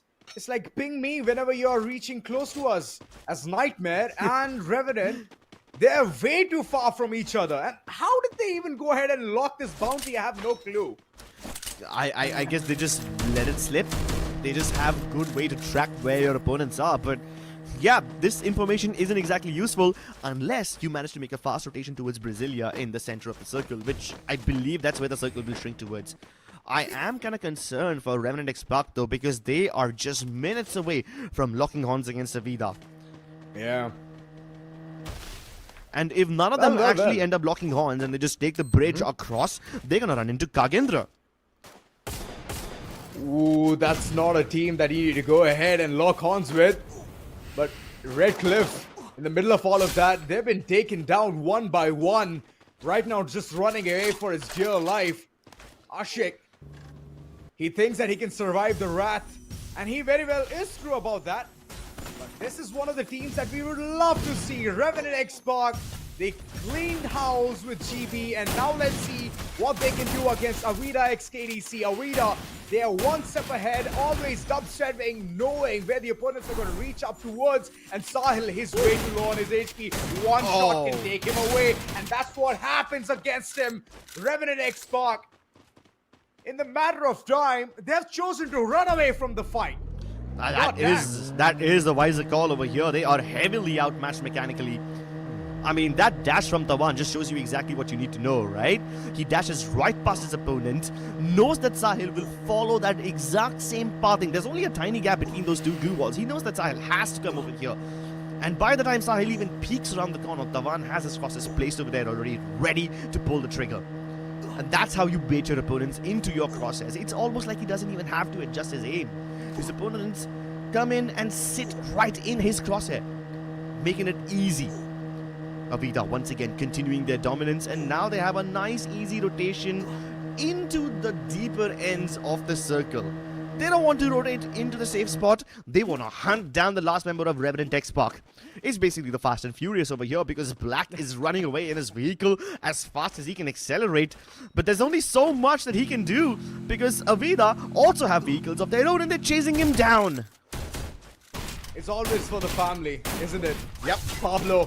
There you go. Those eliminations are always gonna look so pretty. 4 eliminations strong. Avida XKDC, they want to regain that confidence. And Revenant Xspark, unfortunately, they have been eliminated. They didn't even die to Avida. They got shot down by Reflex Esports. Exactly. It was like a divide and conquer from 2 different teams. Yeah. It's more like both of them trying to conquer the same spot, and then it just turns into a battle of, no, this is my frag. No, it's my frag. But hey, Wrecking Esports, they've been the king of this hill for a while now. And Redcliffe have been trying to get their members back up online. I saw on the elimination feed that they had a couple of revives, but now this is the real battle. The dash in from Ashik. He gets into the chrono time turner, and Zohan breaks his ankles. There's a landmine inside the time turner, and he steps right on it. What a trap! That was tragic for him. Not at all good for him. He took a leap of faith, thinking that he's going to survive, but his ankles have long been broken. iQOO Reckoning, they are just raging against the dying of the light. And this is one of the places where I would say Reflex, they had to be in the upper edge, but it's not going to be the similar case as Pablo. He's just charging forward, eliminating Reflex. Avida XKDC, they just want to keep rushing forward. The lost momentum has finally been regained, and they would love to go ahead and entice the Booyah for this game. It seems like Avida just simply do not care about the zone. They know there's gonna be a bunch of teams outside the zone still struggling, and they're just gonna pick everybody apart like that. They hunt down Revenant Xspark, they get another team as their prey right now, and all this time they're taking damage on the blue zone, and they just do not care. They are more than comfortable going late into the zone. Here's the thing, Crips. They're so mindful that they have kept tabs on the opponents. Late rotation doesn't matter. They're already here. We're going to get those points. And that's what Avida XKDC is doing. But this is a lovely rotation coming in from Nightmare. Smack center, good control. But let's see how long they can keep it up. Meta Ninza once again going for the early mover advantage. And this time, instead of going for the centermost compound, they position themselves towards the edge of the zone. Also pretty good. Nobody's going to push them over there. And they will have free lines of sight on almost everybody. Nightmare Esports 2, they try to control the 2 tents in the center of the circle, but there's going to be a lot of teams vying for this little piece of real estate. Tents. One of the places Raftar, he needs to catch up to the pace of what is happening here. Nightmare, they're rounding them up. And I don't think so. It's a really good sight. And yeah, this is done for. Goku OP, far off angles, but there's a really good comeback coming in. RG raging against Nightmare, one by one, tiptoeing around them and getting those crack points. Hitman, the last man standing, still confessing to all of his sins, but it's not going to be enough. There's some confrontation coming in as well. iQOO reckoning, they want those points which have fallen right in front of them, and he's just rushing forward. Bota, Sohan, both of them locking horns, and Megs, the last man standing, has been taken care of as well. Right beside the tent, the entire action goes through, and this is where iQOO reckoning is gonna change the entire pace, change the entire course of action. Meanwhile, Meta Ninja have also been eliminated. The freeze bomb from Avida is their undoing. And while those eliminations happened off screen, the elimination feed will tell us about the truth. How often do you see a freeze bomb elimination? Not very often.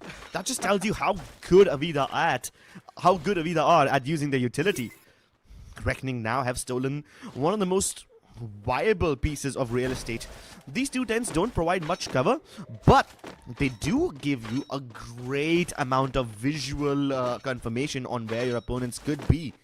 Great lines of sight on every single side of you. The only thing that could probably take Reckoning Esports down is somebody decides to full send them with a bunch of mini launch pads. But here's the thing, right? They have a 5th man.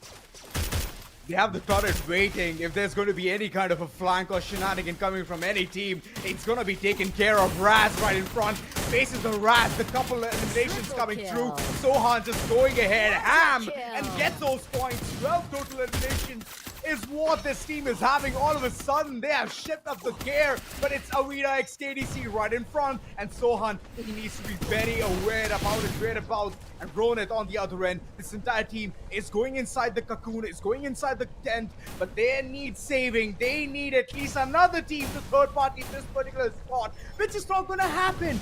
As Avida XKDC, they're just taking some really nice movesets, heading forward, taking those eliminations, and one by one, iQOO reckoning, they are just constantly being hammed upon. My goodness. Good nails on the coffin, and there goes the entire team. The revives on Avida are so fast. They lost 2 of their members and they were back up on their feet within seconds. Long Kong got the first knock with that grenade launcher. He was knocked down by another landmine, and within a matter of seconds, he was back up and shooting those grenades once again. Avida, the way they support each other is so deadly. In fact, this might just be scarier than their actual firepower. Their support power is way more superior to anybody else. You know what's worse, Crips? Redcliffe, they're here in this final circle. It's a 1v1 against a squad, and they just have 1 elimination point. Oh, God. So I don't think so. They have the confidence to go up against Avida XKDC. Look at the flank angles. And Tawan, he's just rushing forward. Pablo going ahead and supporting him. These shots are going to be absolutely sublime. Long Kong, I know him. He's just going to rush forward. And there you go. Anusit, he's going to be providing the cover for this entire team. 17 eliminations. You imagine the kind of locking horns that they've already done. And there you go. RC, Redcliffe. I don't think so they stand a chance to fight against Avida XKDC. They are down to their last legs, and there it is, the final nail in the coffin. Avida T-posing over their opponents, and they want to prove once again that because they had a good start, they will also have a good finish. What a way to establish your dominance. We were saying that this could be the team that crosses the 100-point barrier before the day ends. We still have one whole game to spare, and I'm pretty sure that they are way beyond the 100-point mark already. Last I saw them, they were sitting at sweet 91. And post that, they have received 12 points from the Booyah. They have received approximately 20 points from eliminations. So you can do the math. These folks are again hitting that 30+ number. And I'm very happy for them. Look at the way they were celebrating as well. Just calmness, just a very nice namaste. And just saying that, you know what, we are there in this entire lobby. We're here to go ahead and showcase domination. And that's how we do it. In style. Yep, they were definitely stylish. I mean, they didn't even care about their position up until the very last circle. For like the first 2 or 3 zones, they stayed outside, chasing down stragglers, chasing down weaker teams. They hunt down Revenant, Xspark, anybody else who comes in their way. They make them also pay for their sins, make them pay for overstaying their welcome. And then when they recognize that Reckoning Esports are weak, they rush the tents, take that spot away from them, and after that, they just have to hold their ground. Long Kong was so darn confident. He's like, wait a second, let me show how it's done. Instantly snaps on the target, hits that shot, and receives the Booyah. Redcliffe, it's that one situation, Crips. Being there at the wrong time. At the wrong place. And I think you can use that line to summarize their entire game. Like for the longest time, Redcliffe and Reckoning Esports were just beating each other up on that hill near Moat House. I don't even remember when they rotated out of there and towards the campsite area. But both of them struggled a lot. I mean, because Redcliffe and Reckoning Esports were so close to each other, they basically followed suit. They were going right behind one another. Reckoning Esports decided to take control of those 2 tents first. And Redcliffe were like, okay, let them go ahead. We'll use them as our meat shield. Let them go ahead and take the risk. Let them go ahead and fight Avida. It's their funeral. And then Redcliffe were like, okay, thank you so much for clearing the way for us. Thank you for the 2nd place. We're going to take those 9 placement points and thank you for it. Boy, look at them. They're still at 7th. Even after getting 9 placement points, they're at 7. So that just explains the kind of eliminations that you need to stay in the top 3 or the top 2. iQOO Reckoning, they've done a really good job at that. 13 total eliminations. It's a double digit from their end as well. But on the other corner, we just have that one team who's been reigning supreme since the beginning of the game. 33 total points and 21 is just eliminations. My oh my, Avida XKDC is just showcasing what they're made of again and again. And the MVP of this game is none other than Anusit. He was the one taking shots from a distance, and while his teammates were pushing in and basically being a menace to everybody else, he's the one putting the final nail in the coffin and getting the shots onto them. You also have to give credit to Long Kong because the way he uses the grenade launcher is ridiculously good. And I'm yet to see what the team composition is, but I'm pretty sure that at least 2 of them, maybe even 3 of them, are using Thiva, because the pace at which Avida can revive their teammates is ridiculous. You now know that Anusit isn't using Thiva, so who else is going to use it, right? Let's see. Let's head towards knowing what the teams are doing in terms of providing support. Yes, Thiva is there, but just one person has it. Just one. Pablo. And he has Cassie as well. So you can imagine the kind of electrotherapy he's giving to all of his teammates and the way they're just instantly on their feet. It's Team Booster. What do you think?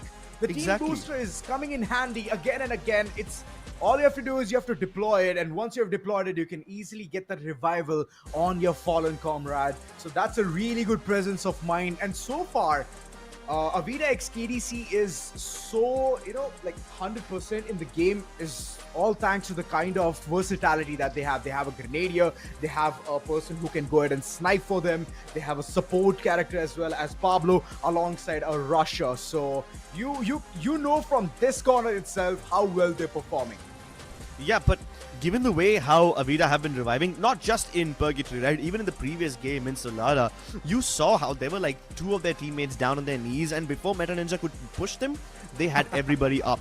So that requires a lot of patience and a lot of quick thinking. If Pablo alone is handling the entire responsibility of getting the revives in, hats off to that guy, man. That is a very difficult feat to pull off. And one more thing, Crips. Credit where credit is due. It's the glue walls, the kind of cocoons that they usually make. It's tough to break. You need an Oscar dash to go ahead and do what is to be summarized towards a total glue walls being destroyed. 114 in this one, but overall the entire damage as well, it has gone down a lot.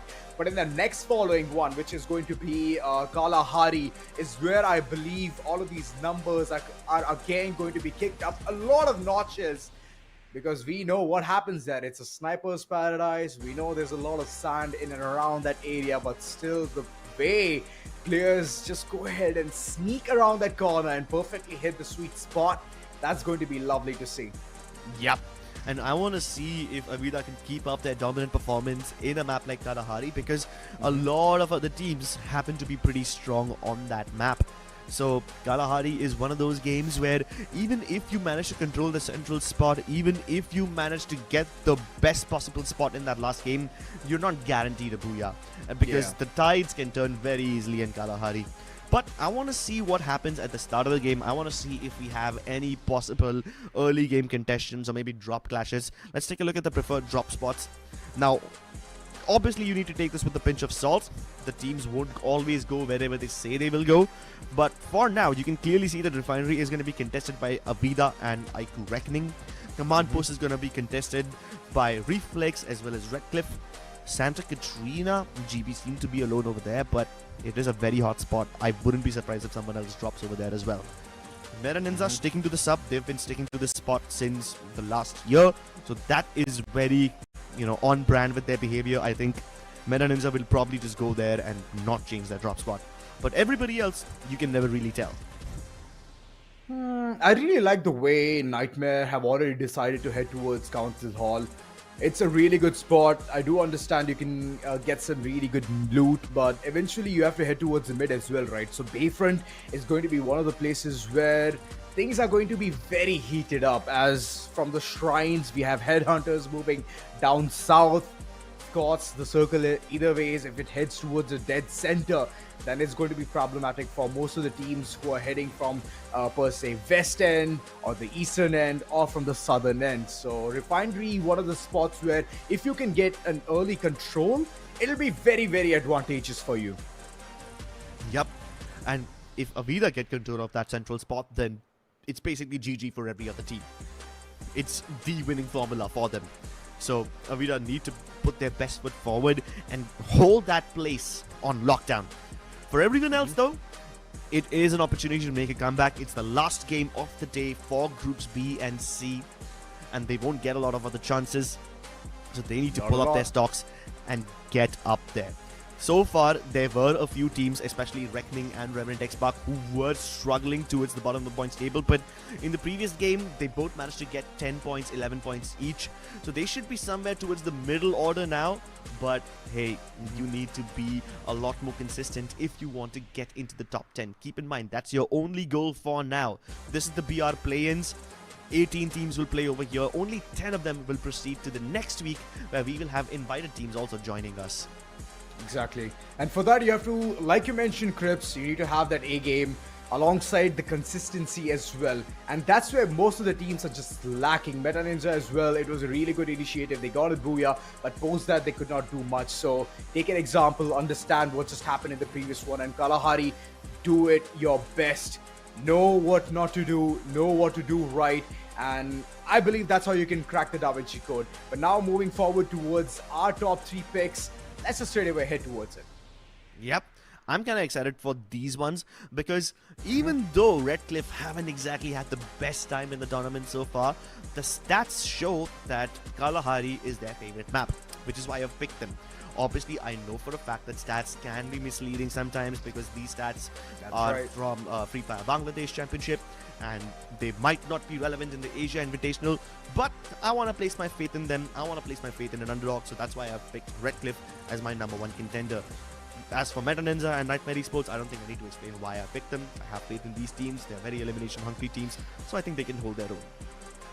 Headhunters, Avida, XKDC, both of them, they have been doing a really good job alongside GB as well. So these three, I don't know why I had that intuition game to be very strong when it came to Kalahari. Their snipers are doing a very good job. Long Kong, we have seen him for the likes of Avida, XKDC. He has been performing so well. Headhunters, we do understand the kind of initiation Vincent goes ahead and gives right off the bat. Sorry, that's from Meta Ninja. But yeah, Headhunters, they have been performing significantly well whenever it comes to the map of Kalahari. That's the reason I would love to see them coming forth and getting that Booyah. At least being in the top 3 will be very much appreciated, as most of the players or the teams from Indian region, they have not been performing that well. Even if they are, they're not that consistent as we usually look them forward towards. Yeah. And so far, the only team that has been able to keep the Indian teams afloat has been Meta Ninja. And Yes. historically, Kalahari has been one of their weaker maps. It's not their weakest, but they don't exactly prefer this map. So I want to see if they can do just well enough to keep themselves afloat in the top 10. As for everybody else, this will be a chance at redemption. I am especially excited to see GB Esports once again, because the previous 2 maps in which they managed to get the Booyah, they did not have the advantage all the time, and they managed to use their terrain really well. I think Kalahari is the perfect map for them. I want to see if they can get the 3rd Booyah today. Let's see whether they can do it yet again or not. Back, ladies and gentlemen, this is Kalahari, the final map of today, which is going to be a banger. I know for a fact, as most of the teams are going to head towards their preferred drop locations and then eventually head towards the smack center in order to gain that control. So far, the only drop clash that I see is going to be happening in command post. Avida are actually heading towards command post. Revenant, Xspark were almost about to land over there, but then they go towards Stone Ridge. Meta Ninja, as expected, go towards the sub. Mammoth occupied by Nightmare Esports, but Redcliffe and GB Esports are already locking horns against each other between Santa Catrina and Confinement.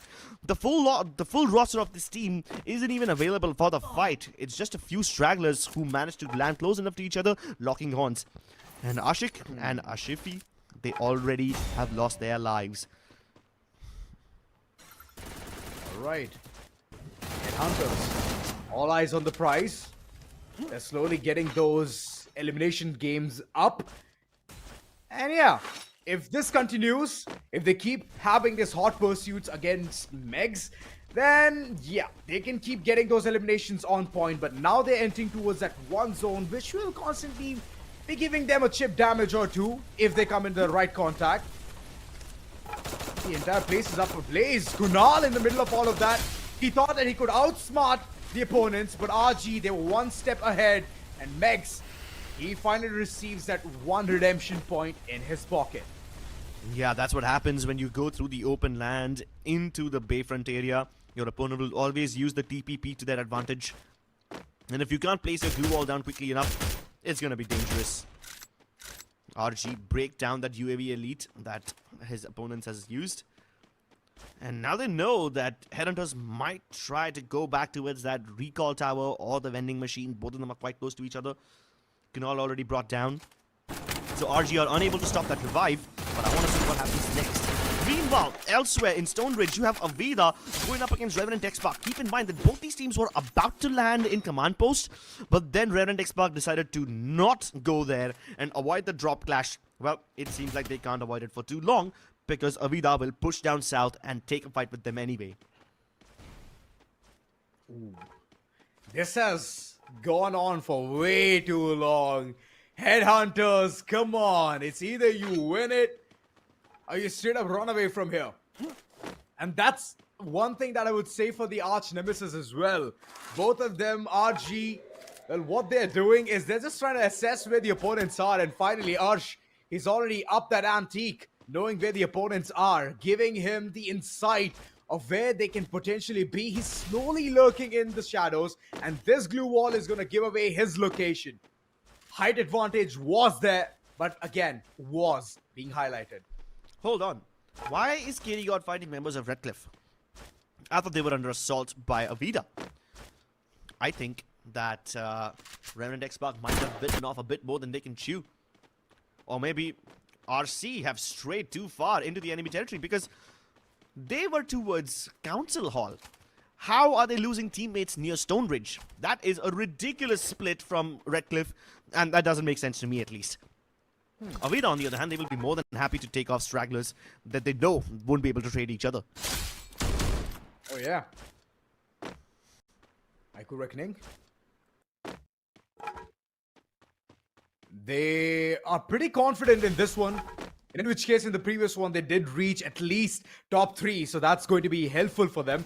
But wait a second, Reflex. They want to take this fight. Doesn't matter what the opportunity is, what the standstill situation looks like. They just want to go ham. And Tassin, he's already seen where the opponents are. Wota right in front. He's been taken down. And that's where you can keep getting those mancard advantages. Ninja, he had the height advantage, but that grappling gun is instantly going to obliterate him. Rewake. And that's how you get those fire elimination points.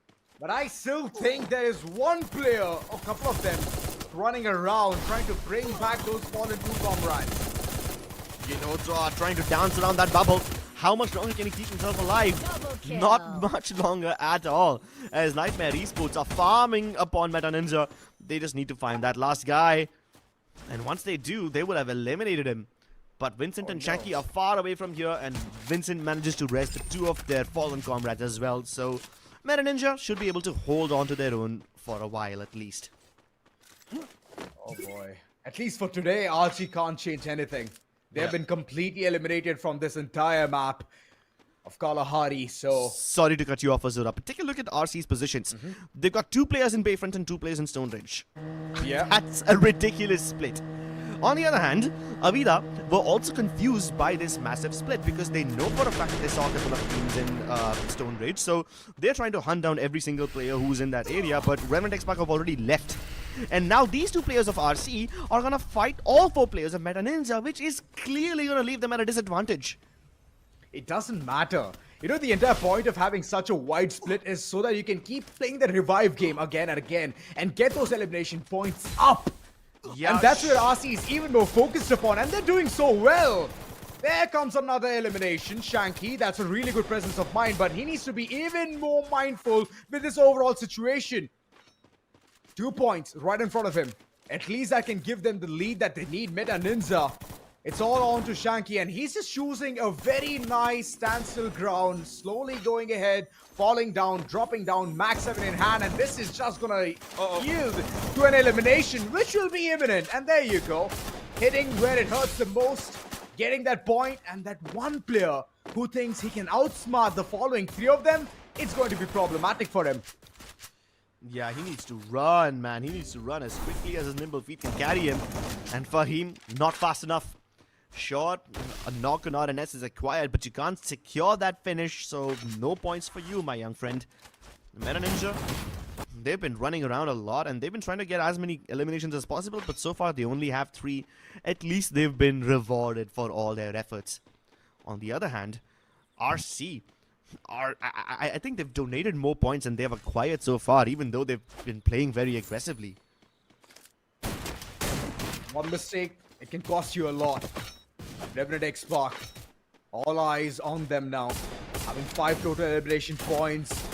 And there you go, reviving that fallen comrade. This is going to give them a lot of fuel, but that fuel is leading nowhere as members are just falling off like a fly. But this was a lovely shot. Sahil manages to get yet another one, but I believe that was the support being provided from the sniper from the top. And there you go, bringing back yet another player into the picture.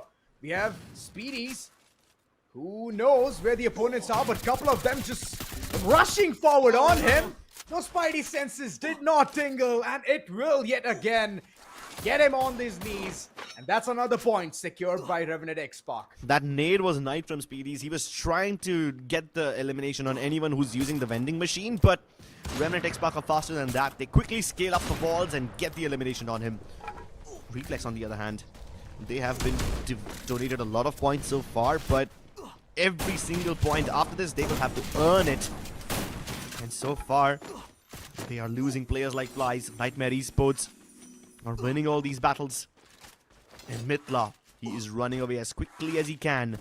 Dominating. Oh, it's not going to be that easy. Ah, they find him, and that's the end of Reflex. Reflexes are not kicking in. And they're out. Out from the count. 12th position is what they have in the day one, which is very, very alarming for them. Now focusing towards the Fangs. I don't know whether this Fang is going to be venomous enough to take down the opponents, or they're just going to be standing there still, trying to get the control towards the refinery.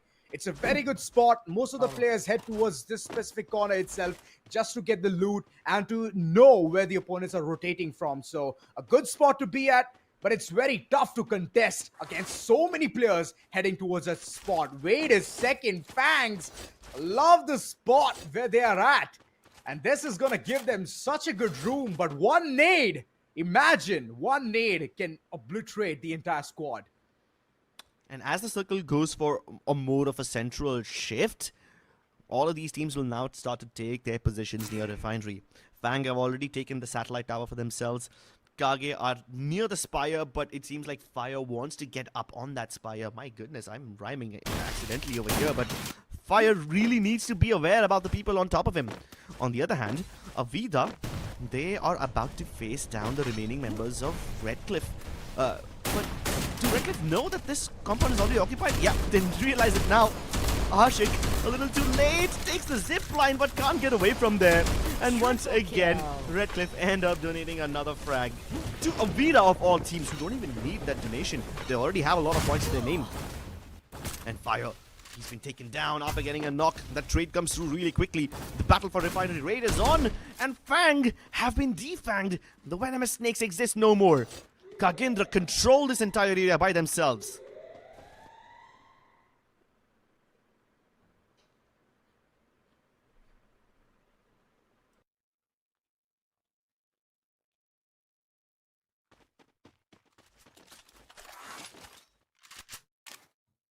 Well. Again, using the grappling gun, getting the height advantage, Kagendra. They look to be a lot more alive than before. I believe this is their map. They've already chosen to go ahead and keep the energy for the final bit of it. And now, focusing towards the main picture, iQOO Reckoning, they are stuck against two teams, one being Meta Ninza and the other one, the undisputed Avida x KDC. Both of them in such a prime spot that they can just go ahead and squeeze iQOO Reckoning into a diamond. And that's where Shanky, he's going way too ahead of his time. But alright, Avida chooses to bounce back and they're out from this fight. Yep, they're gonna race everyone into the zone and try to get there first, leaving Meta Ninja and iQOO Reckoning to their own devices. Vincent, on the other hand, decides to leave late. They really want to take their chance and battle this team outside the zone because it's the only isolated fight they'll get where they won't get third-partied. So they're going to trust their guns and jump into that compound. RNS finished off. Ginotra has the grenade launcher, but he's not found the opportunity to use it so far, so they're going to cut their losses and get inside the zone instead. Reckoning Esports, they've managed to weather this storm. And so far, their rotation into the zone is rather uncontested. Nobody's really gatekeeping them. So they were just awarded a couple of elimination points courtesy of Meta Ninja. They pad up their stats, get into the circle, and they get away with it without taking any casualties. That's the best possible case scenario that Reckoning Esports could have asked for. Especially when you were surrounded by Meta Ninja and Avida. Getting away without a scratch is just a miracle. UAV light being broken by Kagendra. They know that there's teammates, opponents underneath them, but they can't afford to leave their high ground position to hunt down these people on the low ground. They've got the zone advantage. A massive sudden shift is going to force teams like Nightmare Esports into the zone. Now, luckily, there's plenty of room for them, so they don't have to hunt for cover. Same with Revenant Xspark. They should be able to get in there without much difficulty.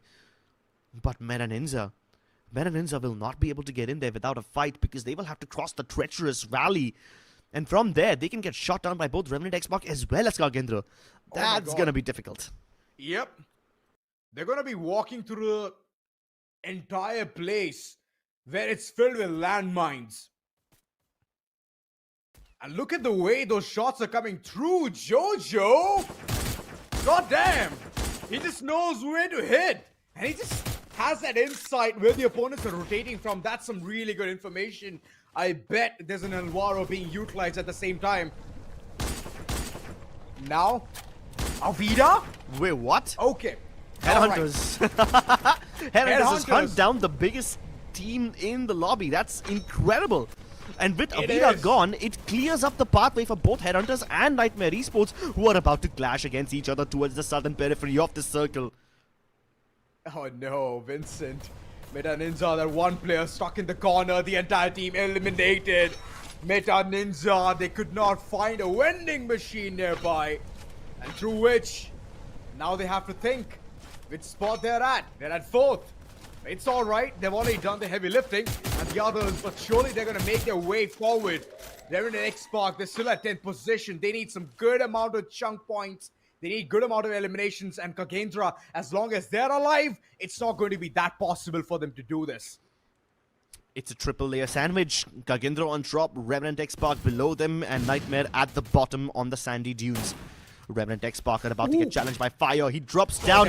He gets the knock onto Wolven and Sahil without even realizing. And Black also gets taken down. Fire with the triple elimination. He's on the verge of wiping out Revenant Xspark all by himself. And the last member of the Xspark team falls down to the ground. Now he's gonna hope that nobody else can spot him.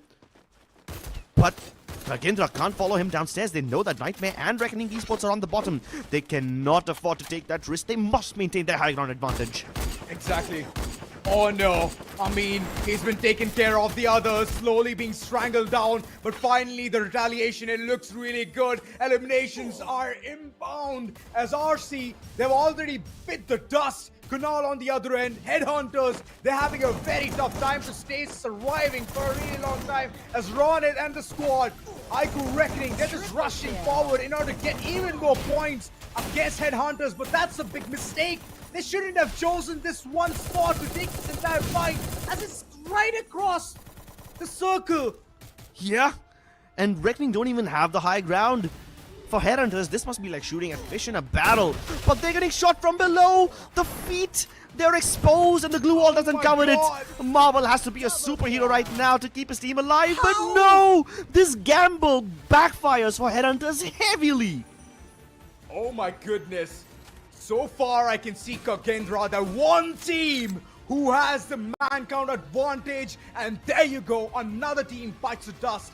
Nightmare could not do much there.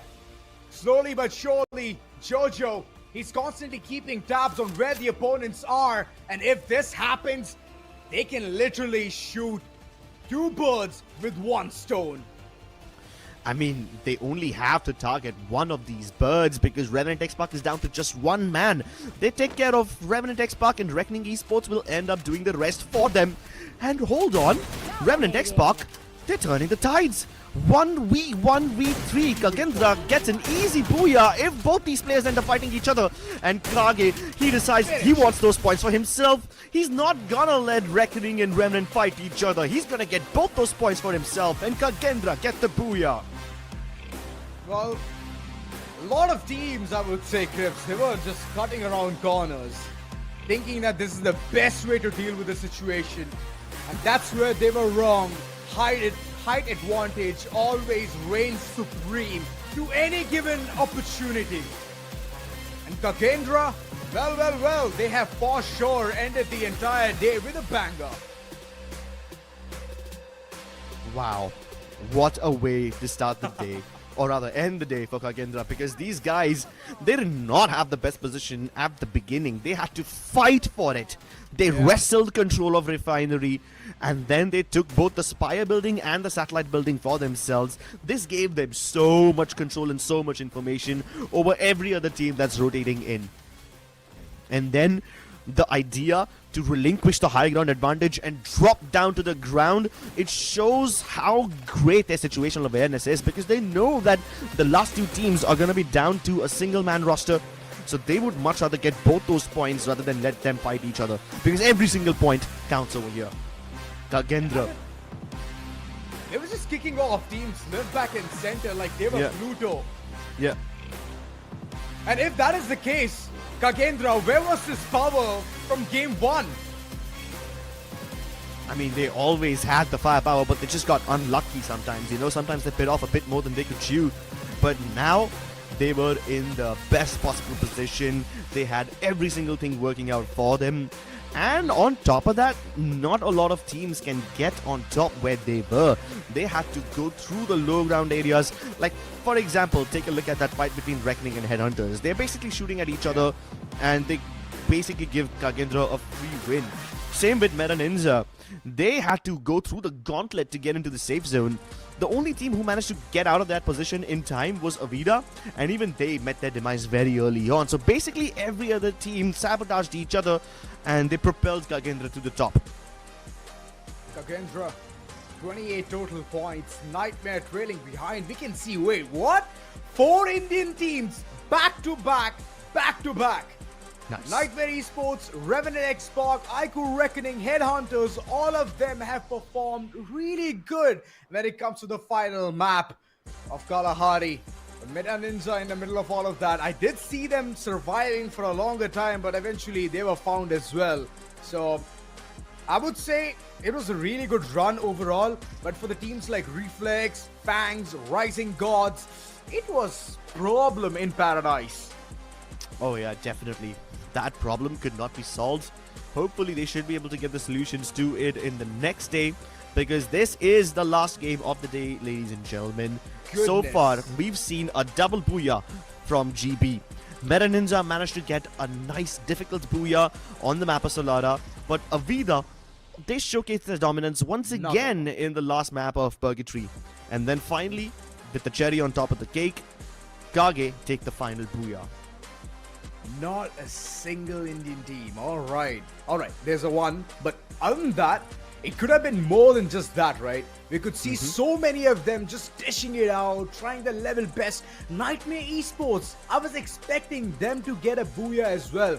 But eventually it was an absolute dominating performance. Avida XKDC and GB, both of them have just showcased what they're made of, man, till the very end. I just love the gameplay. Right before this, Purgatory was a flawless victory for them. So, let's see what happens in the next following day. Yeah. Great stuff by Kagendra. I mean, even with the role changes, especially with Dead becoming the primary rusher now and Fire transitioning to a bomber role, they've managed to use those transitions really well and get the second spot for themselves. Avida, of course, they stay on top. I mean, they started off strong and they remain strong all the way through the day. It shows how resilient they are. And they're not even like the #1 Thai team. Everyone thought that their counterparts will be better, but if this is the level that Avida operates at, you can just kind of imagine that Thailand is going to be dominating this tournament, even though they don't have as many representatives. So that is ridiculous. GB Esports, even with 2 Booyahs, failed to get across the 100-point mark, but 94 is still very respectable. That being said, though, after the top 3 teams, everybody else is so far away from them, because the 4th and 5th team both have 74 points each. That's a massive gap. And I love the meta coming in as well. Kagendra, they're looking very clean whenever it comes to the executions, whenever they want to flush out an opponent. Jojo, my oh my, this man doesn't stop at all. He just loves to go ahead and snipe out the opponents, whether they're coming in from a miles away or even close by. He just loves to go ahead and hit those shots. So, love the enthusiasm from the entire team and a really good all-round performance nonetheless. So, yeah, kudos to Kagendra to go ahead and get this final Booyah. I would really love to see more action coming from their end, as they look very well rounded when it comes to the performance point of view. Yep. Kagendra, really well done. Dead did not even get to do much because Fire was absolutely on fire today. The triple elimination that he acquired on Revenant Xspark was so good. I mean, they didn't even realize that he's already right next to them. By the time they figured out where they're getting shot from, two of those guys were already down. And because of that performance by Fire, because of that triple elimination, Kagendra were able to maintain control of the top layer of Refinery. And that's basically what contributed to their win heavily. Alright, now talking about the MVP, he has been very dominant whenever things have been so unoccasional. He just showcases his A gameplay. That's right, it is going to be Jojo, and his adventure keeps going on as this team has already cracked the top 3. And now moving forward, they did not be worried much as the next following day as well. If they continue with a similar kind of a pace scripts, it's going to be really good. Yeah, and this pace is phenomenal by Kagendra. The consistency at which they operate is amazing. And even though they have only one Booyah, they are going toe-to-toe with teams who have 2 Booyahs to their name. So that just shows you how consistent they are. And I don't think they've had a bad game so far this entire day. So that is amazing. That being said though, I kind of want to see what the team composition of this entire roster is. I want to know whether they have adapted to the new meta, whether they are using Nero or not. Yeah, talking about the game summary, we have not that much of a damage, usually what we see in Kalahari, but we have some good amount of total eliminations, 90 being the case. And the knocks, even though they were coming through, some really nice revivals were imminent. And I love the way the entire team was just like on the spot. And there's one team, right, Red Cliff, who took a very big split, and we did see how that panned out for them as well. And I would suggest that those mistakes should not be made yet again. So next following day is going to be one of the places where they can go ahead and rectify all of that. And the total amount of damage that we can see is around 54,532. So that's not the ridiculous amount that we have seen overall, but it's decent enough. It is decent enough, and Kalahari never disappoints. So these stats, they might be somewhat tame compared to some of the other high-octane Kalahari games we've seen, but that also is because a lot of these teams were getting eliminated very early on. Yes. There weren't too many teams left in the final circle. I mean, I have seen games where there's like 10 teams alive in the final circle of Kalahari. Today we barely had like 4 or 5 of them. So, which is why this game was a rather slow pace, not the most exciting game of Kalahari we've seen so far. But then again, man, it's just day 1. And this is just the play-ins. If this is the level, if this is the baseline level of entertainment that we are operating at right now, I can't even imagine what's going to happen when we get to the BR finals. Exactly. And you know what? I'm going to be blaming Refinery for that. Refinery is all about getting the height advantage. If it was somewhere else where the entire playing ground is like even Steven, that would have been intense. Just imagine that. So I would say that next time if the circle heads towards a different corner, Kalahari would be even more interesting. But yeah, that's it for now. 6 maps all done and dusted, Crips. We enjoyed each and every one of them. From point A to point B, it was just absolute cinema. Oh yeah, this game, this entire day has been absolute cinema so far. And if you want more such action, make sure that you tune in tomorrow as well. Keep in mind, ladies and gentlemen, we're going to have Free Fire games all weekend. And the next week, we're going to have 4 days of Free Fire action. So that's even more for you. Asia Invitational is the opportunity that a lot of these teams have been waiting for, especially teams from India, because they've been kind of landlocked so far. They haven't been able to participate in the international tournaments, and now that the circuit has been wide open, Indian teams can't wait to show what they've been cooking up. Indeed, a lot of opportunities, Crips, and with those opportunities, I hope that these teams can go ahead and make a mark. At least the names can be remembered, play in that manner. As Avida x KDC, I remember them through and throughout as they have performed so well. Kagendra as well. So all of these teams, huge kudos, man. Top 3 was absolutely like a banger of a show. The others are slowly catching up to the pace, and the first day itself, like you mentioned, Crips, it's such an action. So just imagine the kind of electricity that we can see in the upcoming days and the next following week. 4 days of action of Free Fire Max. Man, I'm just in a delight mode. Oh yeah, definitely. And all these teams, they're gonna be gearing up their entire strategy tomorrow as well. Yep. Because the pressure's gonna be intense. Keep in mind, ladies and gentlemen, that tomorrow we will be having the matches of groups A and B. That means it's the last opportunity for teams of Group B to make a mark. They will be powerless to do anything on day 3. So that means all the teams in Group B, that is Team Reflex United, Nightmare Esports, Rising Gods, Kagendra, Redcliffe and Headhunters, these guys will have a last chance tomorrow to make their mark and farm as many points as possible, because after that they are done. If they make it into the top 10, we'll see them in the BR finals. If not, their journey in the FFMAI will come to an end. That's right, and I just believe that you've already summarized the entire thing, Crips. So it's going to be super excited for day number 2. Of course, A and B, they're going to clash it out, they're going to duke it out. But for now, I believe all of our games are over. We're going to see you all tomorrow, same time, same spot. You guys are watching Free Fire Max Asia Invitational. It was me, Aiden, alongside Crips, and we're going to sign off for today. We'll see you tomorrow. Adios.